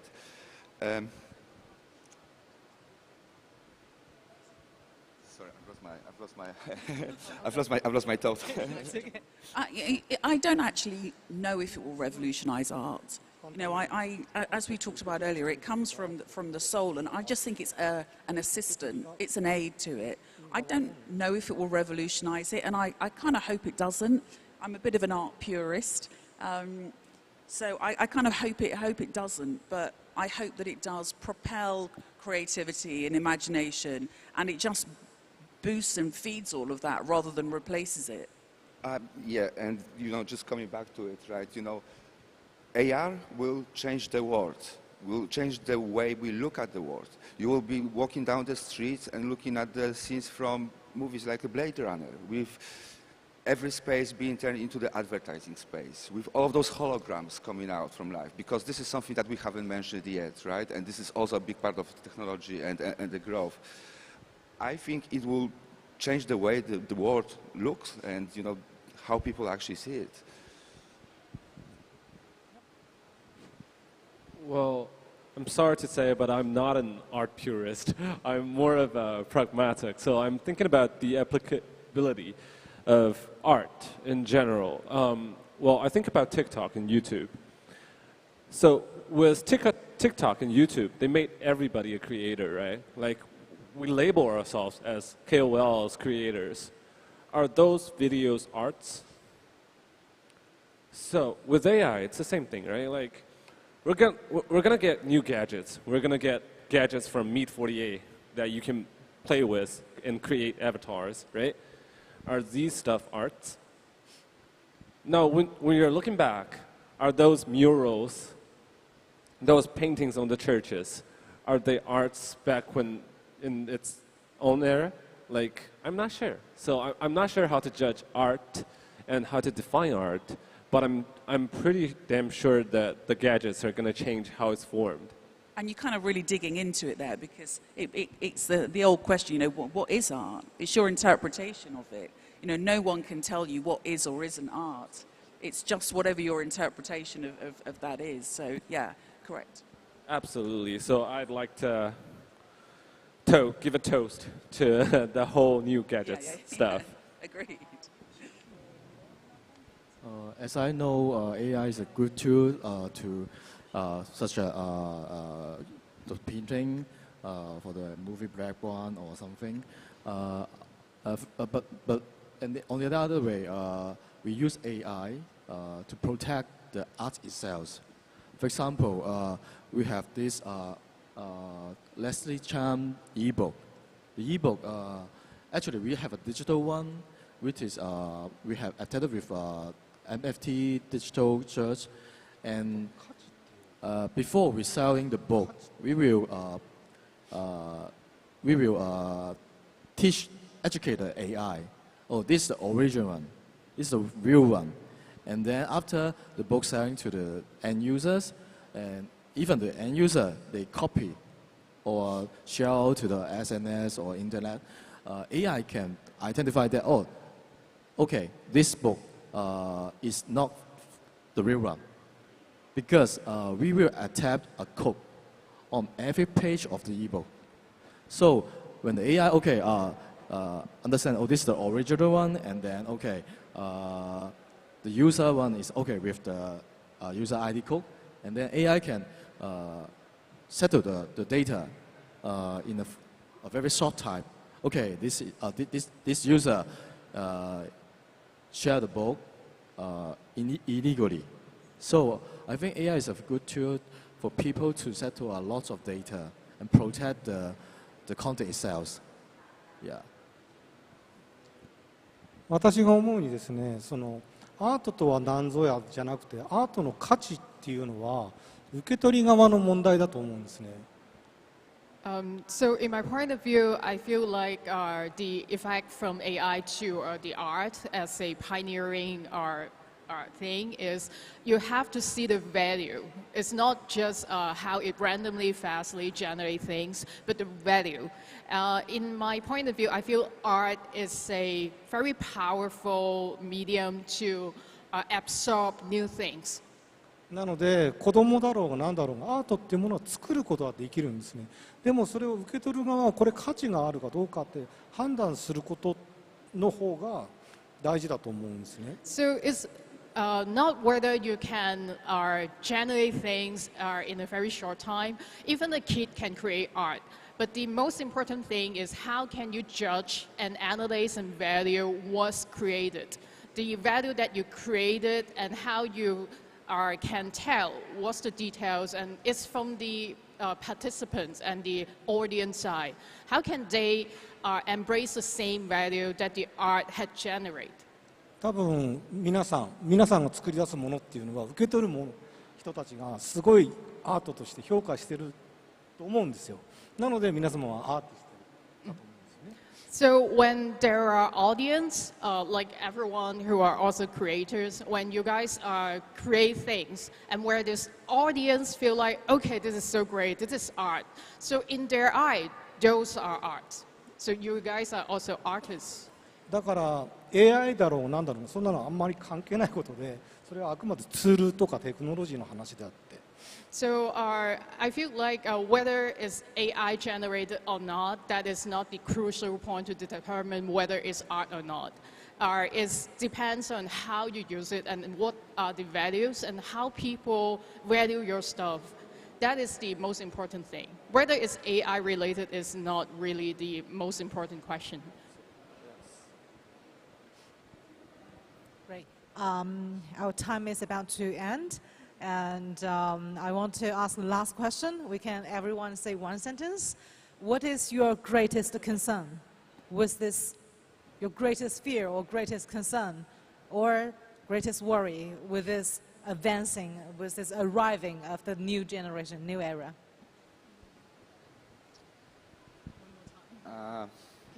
That's actually such a hard question, because I think there are so many fears and concerns if you want to go down that rabbit hole.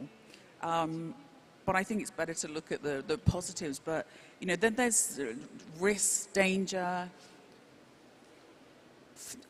deception. You know, all of those things are going to happen. But I think that it's just a very dark hole to go down. So I just very, very quickly say, at the moment, AI is just a technology. It still needs the human operator at the other end to make things happen. At the time when AI starts to talk to AI, we might be facing the future from the catastrophic movies. But, you know, this might be the world's breaking point, you know, this AI being freed and released, you know, and it maybe even turns against the humanity. Nothing. I'm expedite this. I'm one of those reckless AI accelerists. So, yeah, nothing. For me, I think everything is still too new to the normal people. I think we have to make a lot of showcase how to make Web 2.0, such as we do something Web 2.5, and then to let people more more such as you can buy the MFT in the cinema. That's why we have done that. So people, not only I have to buy the MFT, I need to have a wallet. So I think we have to provide more showcase for the normal people to understand, and also an easy way, a simple way for them to understand. AI は非常に有効的なツールであると私は思います。In my view, I feel like AI or AI-assisted art, AI is just a very helpful to help me to create. Great. Thank you all, our distinguished guests, and the panel will be holding to... our host is here. Yep, let's go. Right, thank you very much. Thanks for coming. Thanks for time. Thank you.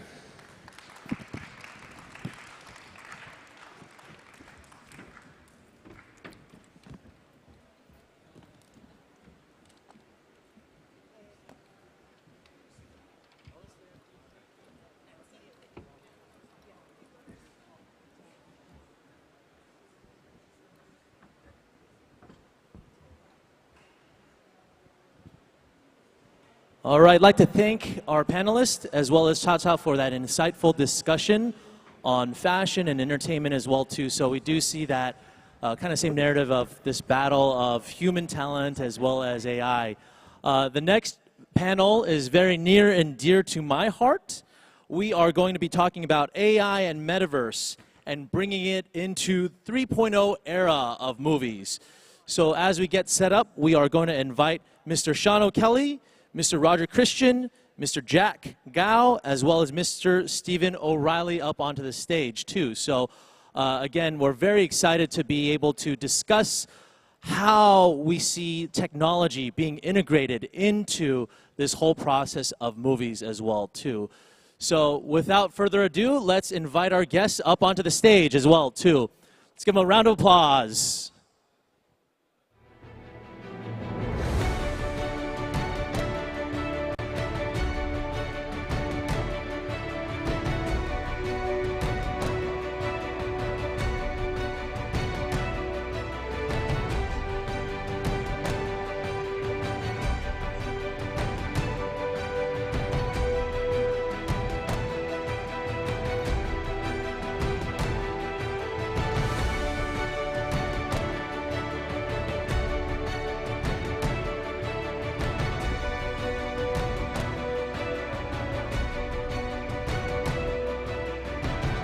All right, thank you so much again. I'm really excited for this panel too, because this panel has been putting a lot of energy and synergies into it too. We've had some breakfast amongst the team as well as lunch too.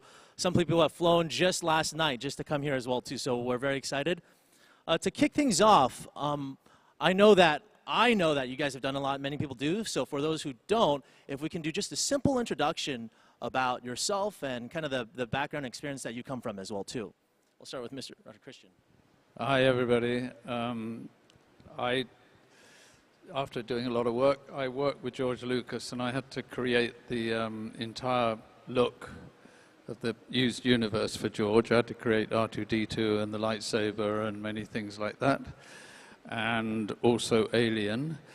And since I directed Second Unit, which is another crew working alongside George on Return of the Jedi and on Phantom Menace, and George then helped finance my first short film and I became a director then, so I've been directing ever since, and I'm working now with Brilliant Pictures. We've been doing some time working on a project which is very interesting, and AI has kind of unleashed a way to do it, which is an involvement with the entire community, which is what we were looking to do. And so we've gone a long way since when I started, like R2-D2, the only way to move him in the desert was pull him on a bit of fishing wire, and the lightsaber I made from an old camera part for about $15. So we've come a long way since then, when there was no CGI and there were no computers, and now we're going into a very interesting world. And the only last thing I'll say is that every change that's come, when the digital cameras came in, everyone was afraid and said, oh, it's the end of cinema. And then when VHS tapes came in, oh, it's the end of cinema. Then same with DVDs and Blu-rays, oh, it's the end of cinema. Now all I hear is, oh, AI, that's going to be the end of cinema. Right. It will be if you look on it as working in the old ways, and that's how we do things. No, you have to do what George did and create a product. What AI can't do is at the heart of creation. It can use whatever is existing at the moment, and so that's kind of my involvement and why this is very interesting for me. Yeah, and we will definitely get into detail with all of that too. Okay. Great, thank you so much. And Mr. Jack Gao, if you can introduce yourself a little bit as well too. Sure, thanks, Jason. Good afternoon, everybody. I'm Jack Gao Chunyao. I feel very honored to be invited by organizer for the panel. I'm generally stoked to be in the company with such panel and also talk to the forward-thinking innovators at Edge in the last 2 days. I'm thinking of this as sort of like tech and entertainment reunion. I feel very relevant. I spent 30 years in writing technology in entertainment, and along the way took a few adventures, from being the president of Microsoft China, and then literally fit in the bigger shoes as interim CEO of Legendary Pictures in Hollywood, and the leading director to restructuring AMC and expanding AMC theaters to be the largest in North America, largest in Europe, and largest in the world in the cinemas. Not to forget my leadership position at News Corporation, 20th Century Fox, Wanda Group. Now I'm as the new cool geek at Smart Cinema, which provides the mobile theatrical services, expanding the cinema, physical cinema, to the smart screens, as well as a company called Season, which is the largest smart cinema operating system provider beside Google TV. And here's the real kicker, and we feel really fortunate to be living in this area, which experienced all enormous industry and technology revolutions. Start from the Web 1.0, which is web of information. That's static, that's global library, that's read. And naturally moving to the Web 2.0, which is this internet of sociability, which is interactive, the global publishing, and build completely different experience. Now we dive our heads into the Web 3.0, so-called web of valuation, which is very mobile and also become the global data bank. So that is really drive of keep the gears turning in myself. Everything about it, Web3, AI, and what are they meant to make us in the journey to experience enormously immersive in the entertainment. We never ever have that before. So I'm looking forward for the discussion. Great. Thanks. Thank you, Mr. Gao. Yes. Hello. I'm Stephen O'Reilly. I'm a director of an entertainment company called IE Music. We're based in London and we have offices in Los Angeles and in Sydney, Australia. We're mainly known as a music management company who manage artists, and Robbie Williams is our kind of most popularly known, most successful artist, and we've managed Rob for over 25 years. One of the reasons I'm here at this conference and in Asia is we are embarking on some new projects in film and television, but also in Web3 and the metaverse. We have a Netflix 4-part documentary coming out in November, which was produced by Ridley Scott and Associates. It's about Robbie's life, and it's been an amazing experience to work with Ridley Scott's team and Netflix. But we are also releasing a biopic, a movie next year about Robbie's life, celebrating his story, and that movie is directed by Michael Gracie. It's finished. It's in post-production now. Well, in the special effects stages, and we're working with Weta in New Zealand, the people behind Lord of the Rings, King Kong, Avatar 2. Our film has a lot of immersive worlds, incredible, groundbreaking special effects for a musical or a music-related film.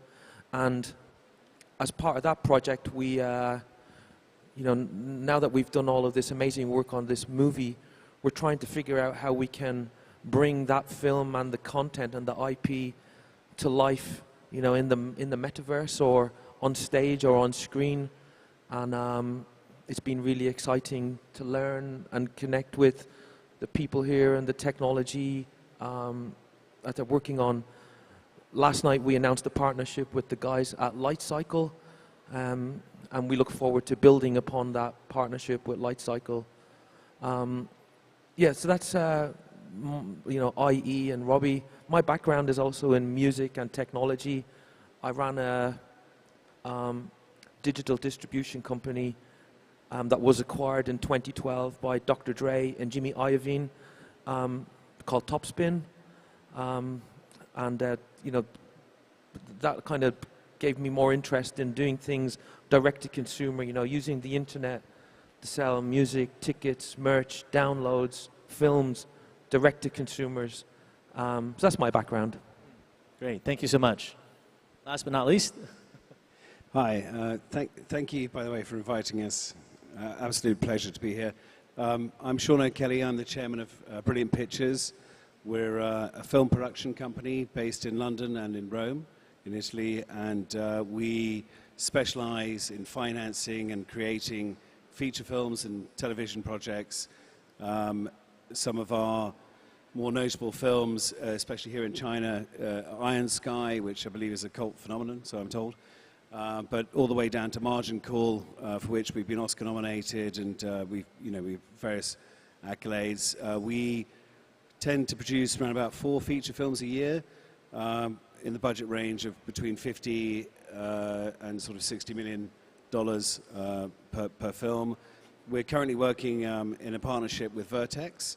I've had a collaboration with my good friend here, Roger Christian, for many, many years, and we want to explore the world of the metaverse. We want to create content within the metaverse created by the metaverse, and what I mean by that is a collaboration with our communities, and using useful tools such as AI.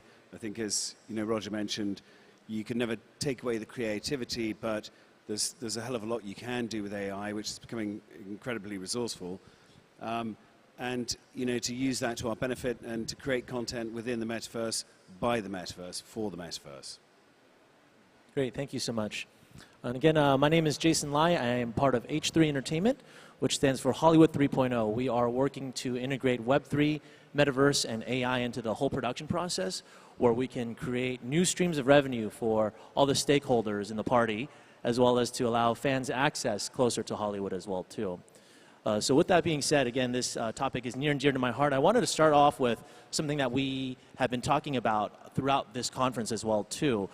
There is a narrative of fear, uncertainty, and doubt of this technology ruling and taking over, AI and metaverse taking over. You also see that in the Hollywood strikes that we witnessed as well, too, for about 146, 147 days and counting, right? Might be over. I think we still need to talk about that. But I am curious about that, so if we can start from the end over here, too. So I've been involved with AI in film since 2020, I believe, where I became an ambassador for a company called Largo AI. And primarily in those days, because it's a very young sort of thing, so to speak, AI is as good as the information it has, right? So what they did is they went to all the big film studios, they took all the big scripts, and they merged it all into their database. But it was very primitive, so it was very difficult. And like I said, I mean, it's a really useful ingredient. It's a really tremendous tool to create ideas and the backbone, the structure. But what you can't do, and I have to stress this, you can never replace creativity, because that's something emotional, it's something from the brain. At this stage, I don't think AI can do that, and I hope it doesn't, because it would put a lot of creatives out of work. But anyway, but having been at the forefront of AI in those early days, we now see its uses within the film business, and this is why I think the metaverse and creating content within the metaverse, utilizing communities, is such a vital tool. And I think it'll already resonate with audiences because it's created by the audience, so to speak. And Stephen, I know from the music side, how have you seen AI expand, and your thoughts as well, too? Yeah, well, through working with Robbie, we have, explored and experimented with AI technology over the past 3 years, mainly in the audio space.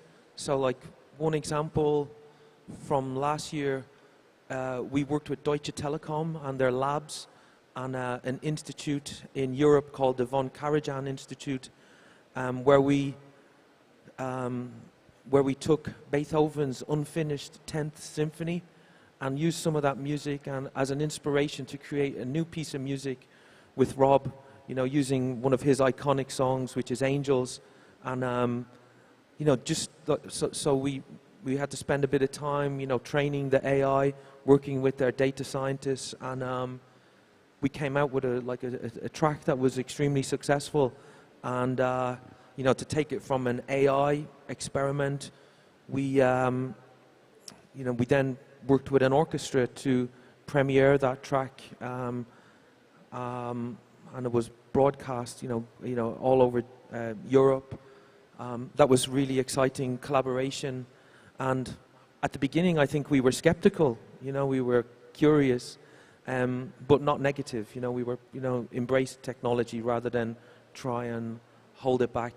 And with the movie that we're working on, the biopic with Michael Gracie, Michael and his team have, because it's got a lot of songs and music in it, and it's Rob's life story, so they've used AI to, they fed it all of his vocals and his voice, throughout his life, from a teenager to to his 40s, and the AI is able to, recreate his voice at different ages, and the songs and the music. And we're also exploring how we can use that AI to make music in other languages as well, because we've given it all of the inputs and the training, and we're still learning. But I'm quite fascinated to see what the output will be from the AI. Yeah, and a testament of that too is we saw Robbie in Light Cycle last night as well too. So even in the metaverse, there's a lot of need for IP and stories, and it is the Wild West that we can revive and bring in IP as well too. Yeah, and it was our first time to, we're working towards a bigger partnership and something really extraordinary. It would be really, the fans will love it. But we needed amazing technical partners because we can't do these things on our own. So, yeah, it's exciting. Yeah. And Mr. Gao, too, coming from the executive level side, too, you have to be the bridge to both the talent side as well the business side, the show and the business. You have to balance both. So as you are observing technology and entertainment, what are your thoughts of all of this AI and technology development as well, too? Well, that's stunning. As Serge said, look at what is striking in Hollywood. We sit on this side of the globe monitoring what's happening there. And when I saw that, that's sad to look the Hollywood idling over 150 days. But who is the real enemy? But fundamentally, you come up to be the technology and business model exchange.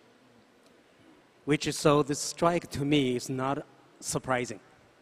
I'm not saying that I'm expected that 5 years ago, but as a result of the business model, especially as you just mentioned about the cinema model, which had been there 130 days, 30 years, which is the box office model. When the streaming arises and the subscription model shows up, and all the fundamental thing is changed.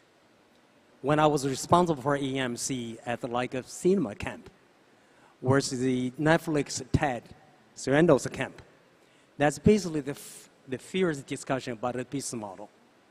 When technology emerged and the business model emerged, and then all the fundamental infrastructure in Hollywood will be challenged. That basically fundamental part today, the AMPTP versus SGA and the SAG, it's a lot to do with the residual payment and all that. So that like inevitable, that's hemp. But regarding what happened, we have no way to change the technology development. So we have to find a new way to deal with it. But given the fact of those, that's a result of what I'm currently doing today. As I really firmly believe the box office model is a fundamental part for the movie business, and to encourage people to invest and to risk to make big movies like SEC does, like invest $400 million to make Avatar type of part. So the model is critical. That's not being possible for the advertising base or CMP type of click, type of supported model. So that's a real result of what I'm currently doing in the smart cinema, as well as the coming, they call relaxed cinema, which basically try to leverage AI, or especially the Web3 blockchain model to create the cinema business available on all smart screens, backed by blockchain, so that their box office or trust being guaranteed by the technology or not by the current system.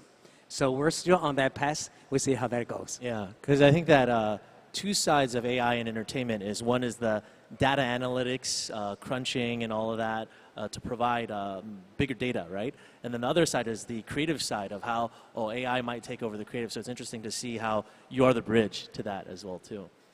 So Roger Christian, I know you were saying part of Star Wars as well, too.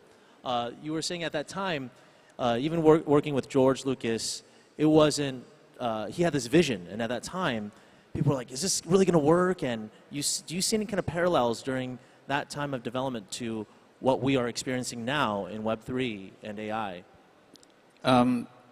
It's a general kind of human trait, which is fear, basically fear of failure. And if you look at the history of what George wrote,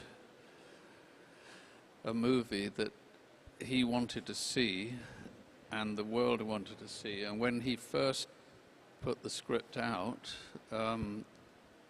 science fiction, there was no box office. There was no market for science fiction at the time. And so it was turned down by every studio. Alan Ladd had put his faith in the director, George Lucas, not in the script. And that was the reason why, at the end, we had so little money to make it with. The budget they gave was what they analyzed, Fox Board analyzed that it would make $12 million. So they gave, at the beginning, they gave $4 million. And there was the same element of fear that this is never going to work. What George did was, and I remember his, he was saying where it came from, going to a cinema when he was making American Graffiti, and there was no films for family or children, nothing. It had all disappeared. So he decided to make a fantasy science fiction film aimed at 9 to 12-year-old children. And as he's quoted many times, it wasn't his fault that adults like it as well. There were only 5 of us actually on the crew who stood by George. The crew didn't understand it. They were fairly against it all the way through it. It was not an easy film to make, but it got made and it changed cinema. It certainly became one of the first of the global blockbusters. And that fear of change is rampant throughout history. That's how human beings are. So it's usually the independent kind of thinkers who change. And what's most relevant is George wrote a story that he wanted to see. If you look at Lord of the Rings, it wasn't created by the technology, it was created by great literature and adapted beautifully by the director. And George has never, if you look at the history, they built a computer that could duplicate passes to be able to do that fantastic opening shot that really thrilled the world, and to shoot models. And then on Empire Strikes Back, they used the technology to that state. George never wrote to the technology. He wrote the story that he wanted to see. He always relied on hiring people, and he has a very strong instinct on who to hire, who would go out and say, okay, we can't rely on our past experience, we're going to make it happen.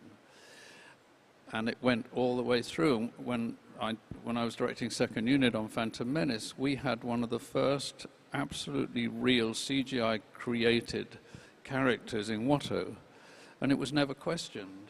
You only read really mostly about Jar Jar, but this was the first one, and it's led now to the amazing ability to make Mandalorian, and with virtual settings and everything, and Boba Fett.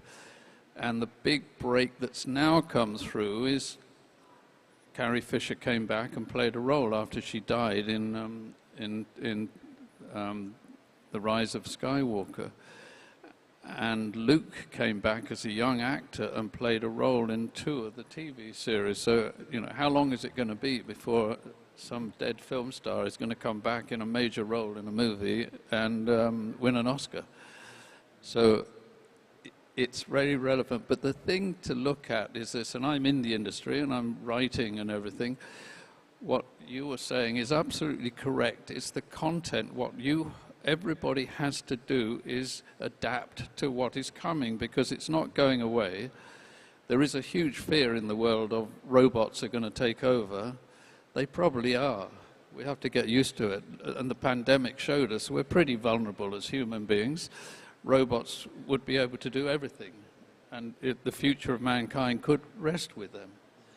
So that's my science fiction version of it. But change is coming, and it's coming very rapidly. It's happened throughout the Industrial Revolution. It happened through the digital revolutions. It's now happened with the Internet revolution. It's changed everything. This is the new one that's coming. So there's no good burying your head in the sand and saying, we're afraid and it's going to take our jobs. It will if you think like that. You have to now responsibly behave. The studios will be doing the same and work out ways how to use it all and to overcome and to go into a thrilling new world. It always excites me.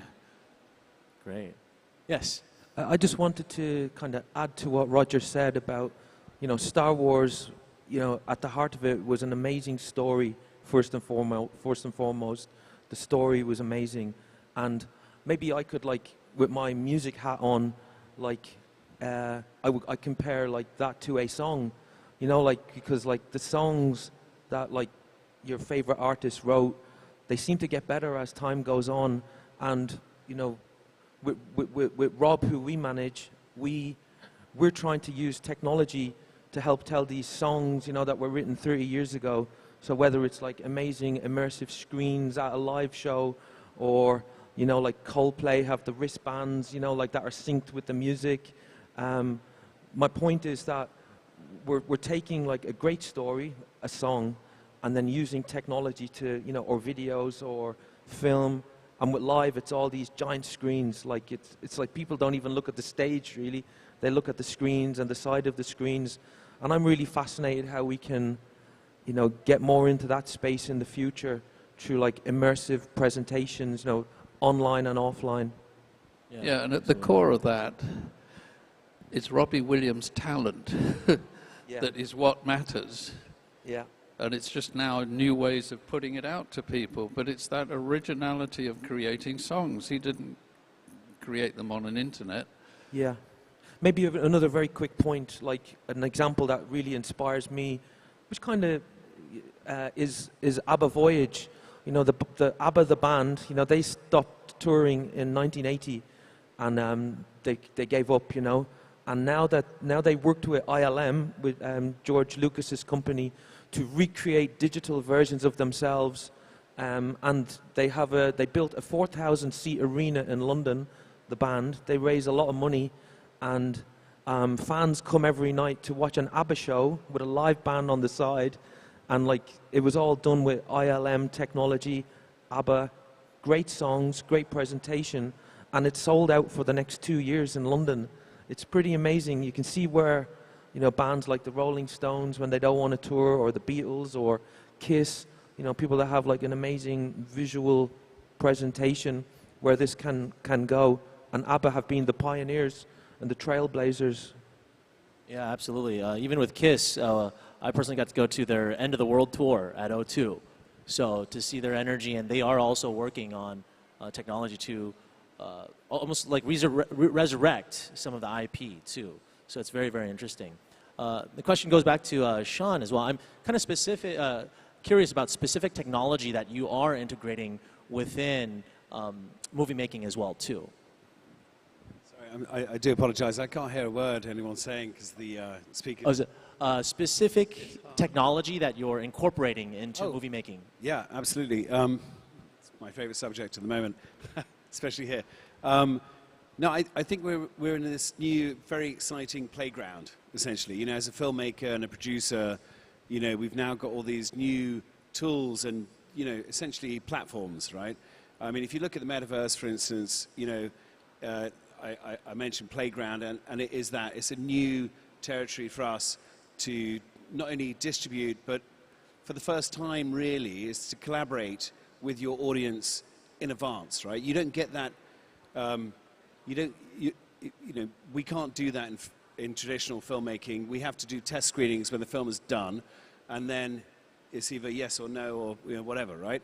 Whereas I think the beautiful thing about the metaverse is you can collaborate with your communities in advance. So for instance, in the case of the projects that I'm doing with Roger, he's got one of the biggest communities in the world because, it's Star Wars and Alien, and I could go on and on for 100 hours, right?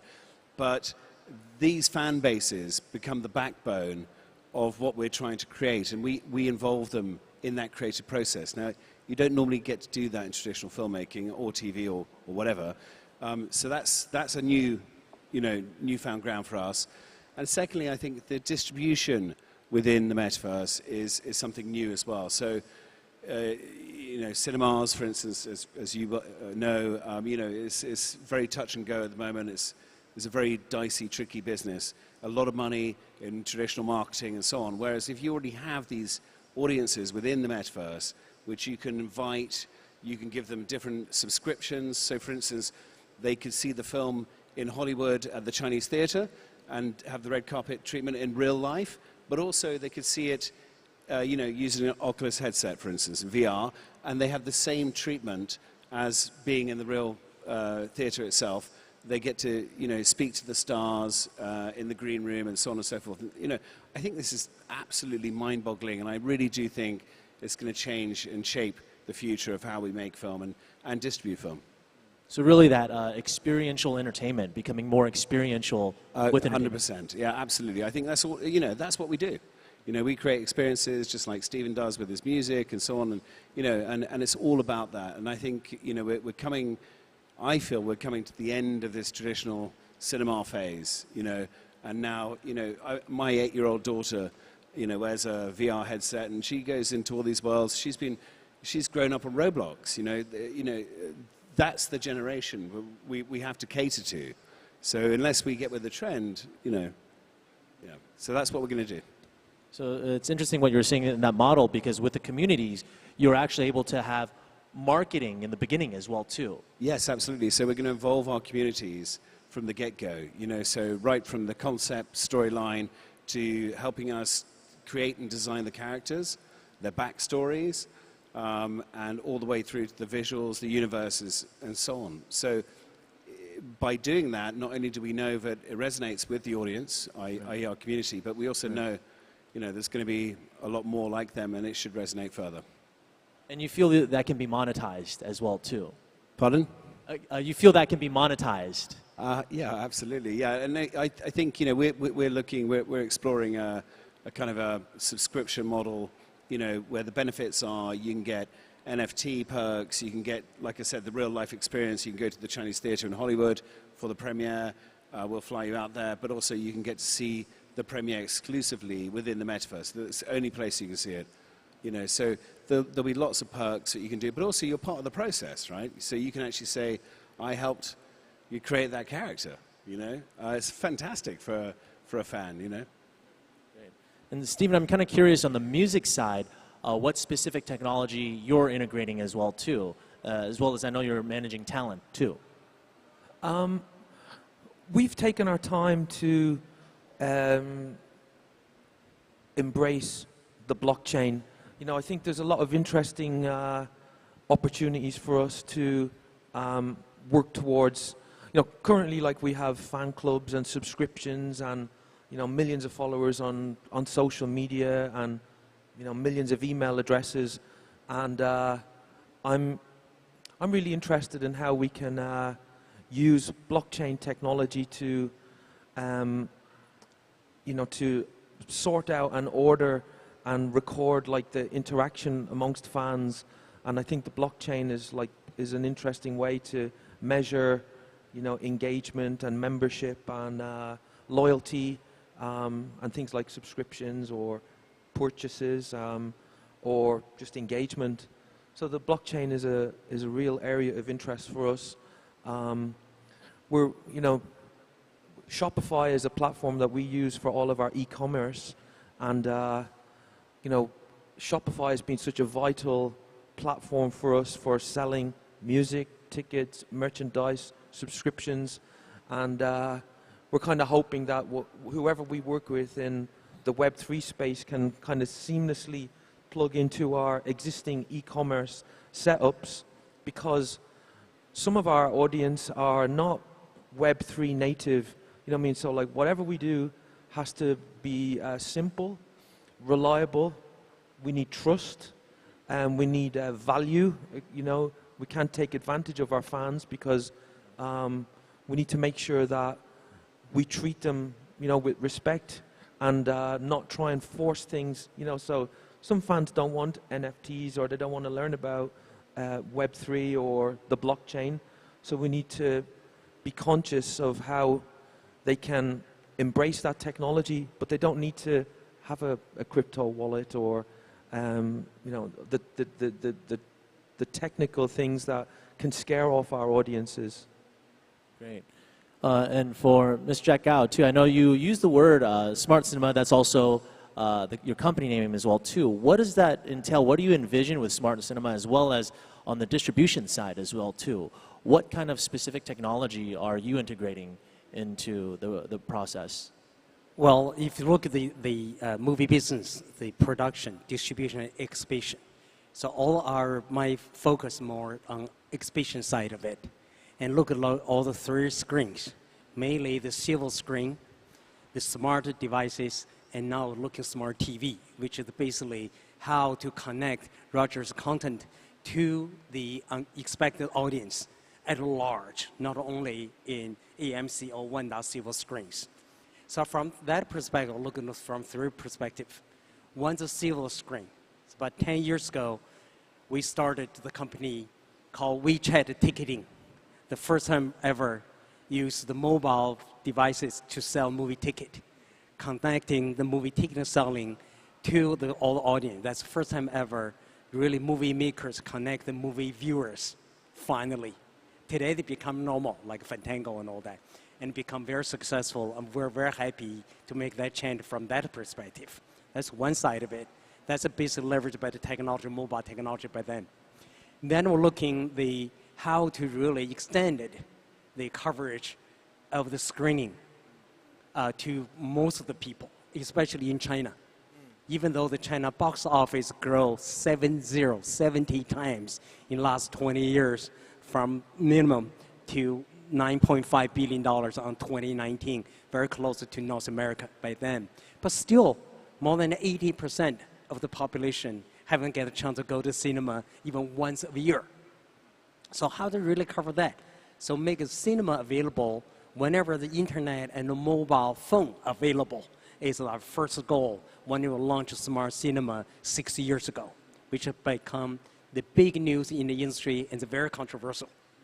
And physical cinema feel like you're threatened, but from other side, people feel like finally the people in Tibet, where they barely have any cinema, can see Rogers' movie.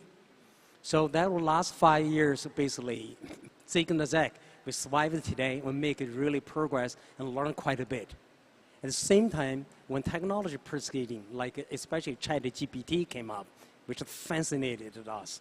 So look at how to really propagate it to the smart TVs. So smart TVs is still a big chunk of the people to get access to all the major movie, the series content, or long format contents. But one barrier that we had is smart TV versus the viewer. The UI, the interface is incredible terrible compared to all the other screens. You know, the remote control do all this. That's impossible for us to think about how our parents. So that is another part we really spend the time on. Work with the smart cinema, a smart TV operating system. So we get that's launched last week in Amsterdam. That finally we have the new operating system called Will OS 4, which created the interactions between the viewer versus the TV verbally through the AI. You talk to TV, what do you want? You want to use Star Wars, Rogers movie, whatever the Rogers the last products and all that, make that possible to connect proper content at a proper time to the proper audience through the new technologies. But the bottom line of that, I'm still sticking on the pay-per-view box office model. So we'll see how that goes. Thanks. Great, thank you. Then Roger, a question for you too. You're very creative and imaginary. Where do you see this technology going as well too, within the creative side? What I'm doing with Sean, it was in the process now of doing a science fiction animation series, and I've fallen in love with this animation techniques. It's just freeing. It's so good, and animation's become almost 40%, I think 50% of the box office now. Animation films have become incredibly popular, and it's grown up. It's not for children anymore. It's not just Disney. Now we've got these. So working on content, we are going to use, and let's go back to Star Wars. So there's no difference. When George wrote the script for Star Wars, he based the elements on Kurosawa's Forbidden Fortress. There's two squabbling peasants who get caught up in a war they have no part of, get arrested, dumped in a desert. They have an argument, split up, and then they're persuaded to go and help a princess to save her kingdom. It's the same story. And he took reference from the Dam Busters, where, again, here's a pioneer who everyone thought was crazy, and he invented a bomb that bounced on water to try and break a dam. So what he did was take elements and put it in. I'm doing the same thing using AI, where, because AI works if you're writing a script on feeding in what you want it to do. So where the fear in Hollywood is, and the writers are saying, oh, they're just going to go and get a script written and go and make it, and they don't have to pay writers. Well, that's, in the end, that's probably a very small element of what's coming. Right. The change that is coming, we're going to feed in, there's a whole streams of, I'm going to feed in what we want, because I've got a very strong idea of what to make, and we want to involve the community, and I think this is like groundbreaking way to help as well, because distribution, we are in the business of not making obscure art films, we are in the business of trying to make money for the investors. So, and it's harder now than it's ever been before to finance movies or TV series. So any way we can do that will make a new kind of way to do that, we have to look at and embrace. So if you don't rely on an AI program to write your script for you, but if you use the technology to go in, feed in what you want, it will save a lot of time, and you're still going to be working on it and improving it. So I think this is the core of it, as I said, because when you go back to it, it's always the originality of content of the movies. It's no, look at Guy Ritchie. He became famous and rich for a tiny film called, I've forgotten the name of it now, but Lock, Stock and Two Smoking Barrels. George became well known because he made a very small independent movie for $1 million, and it grossed $120 million. It's nearly always, look at James Cameron's first film, which he made. Look at RoboCop. That Terminator was a little $1 million movie. Somehow they'll get made, and they will create the new origins and series, and that's the way cinema actually has worked. We are fairground buskers. We're making it for an audience. So I think the technology now is only going to help. Yeah, great. One question that I wanted to open up to is thoughts on regulation and what kind of regulation is needed, whether in Web3, AI, or the metaverse as well too. Just anyone who wanted to take that question. Well, I can give you my, as someone who represents an artist, a creator, we have to work with our legal team and our lawyers. We don't want to stop innovation, but we don't want people to be able to go out and be a fake version of the artist that we represent. So I guess that's when, the law will be an important, and like some legal firms are very, have leaned into Web3 and AI. So that's an area that I have concerns about, but also we realize we can't stop it. We can't stop people creating, and some of these things, like there was somebody created a new Drake song, with AI technology, and some people, actually think this is Drake. Someone also done a new song by Frank Sinatra, today, using AI, and it's incredibly, it's just really exciting.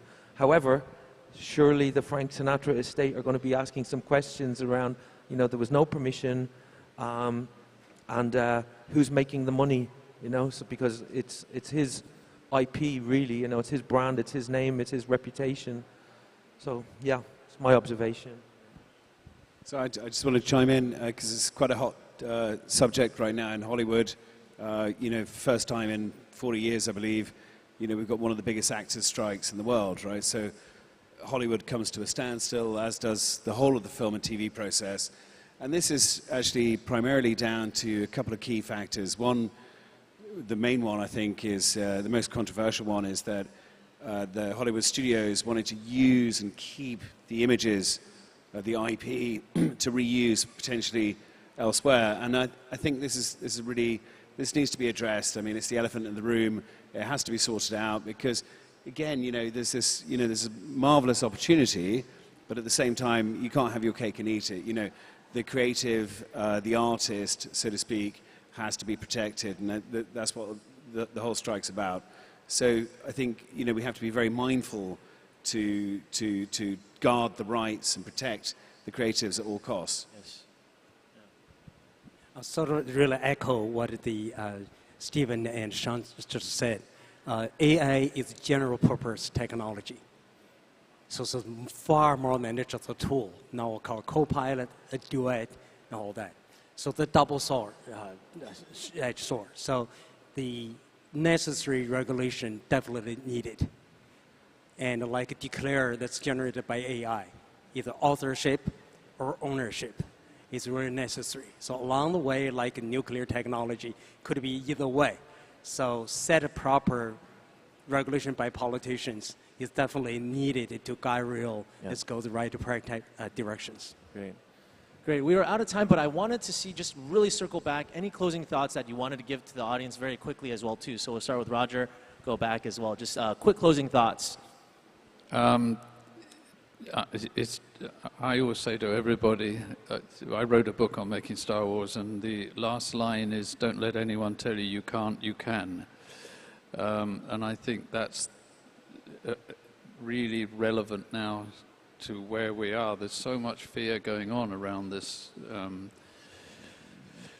kind of AI problem, which is only a problem when it's created by fear. So, and I understand you have to have regulations. You've got to have ownership for the original kind of content, all of those things. That'll come, and then it's up to the creatives to go and break all those rules. Great. Thank you. Well, we have reached the point of no returns. And I don't think AI will replace our wonderful creators, but the wonderful creators who embrace, understand, and learn AI replace those who don't. Thank you. Yeah, maybe for me, events like this, and meeting some of the people and some of the companies that were showcasing their technology, it's been really helpful and inspiring because it's not our world. But I guess my advice for some of the folks that are running these startups or companies that are helping analog artists or creators enter the digital world is to speak their language. It doesn't try and keep it not too technical. It doesn't always need to be extremely technical, and figure out ways that we can work together, and make money together as well. So like everything has to make sense for both parties as well. Great. I probably said it already, but I think there's a tremendous opportunity. A really exciting one of that. We have a new platform, essentially. We're able to finance, create, produce, and distribute movies within this new platform, i.e. the metaverse, which is, that's the holy grail for us. And I think, with regards to AI, having been a pioneer of AI in the film business thus far, I think it adds so much weight. Tremendous opportunities there, but also, used in the right way. Great. Well, thank you so much. Thank you for everyone's time. Let's give it up to our panelists, too, for the insightful discussion, too. So thank you so much.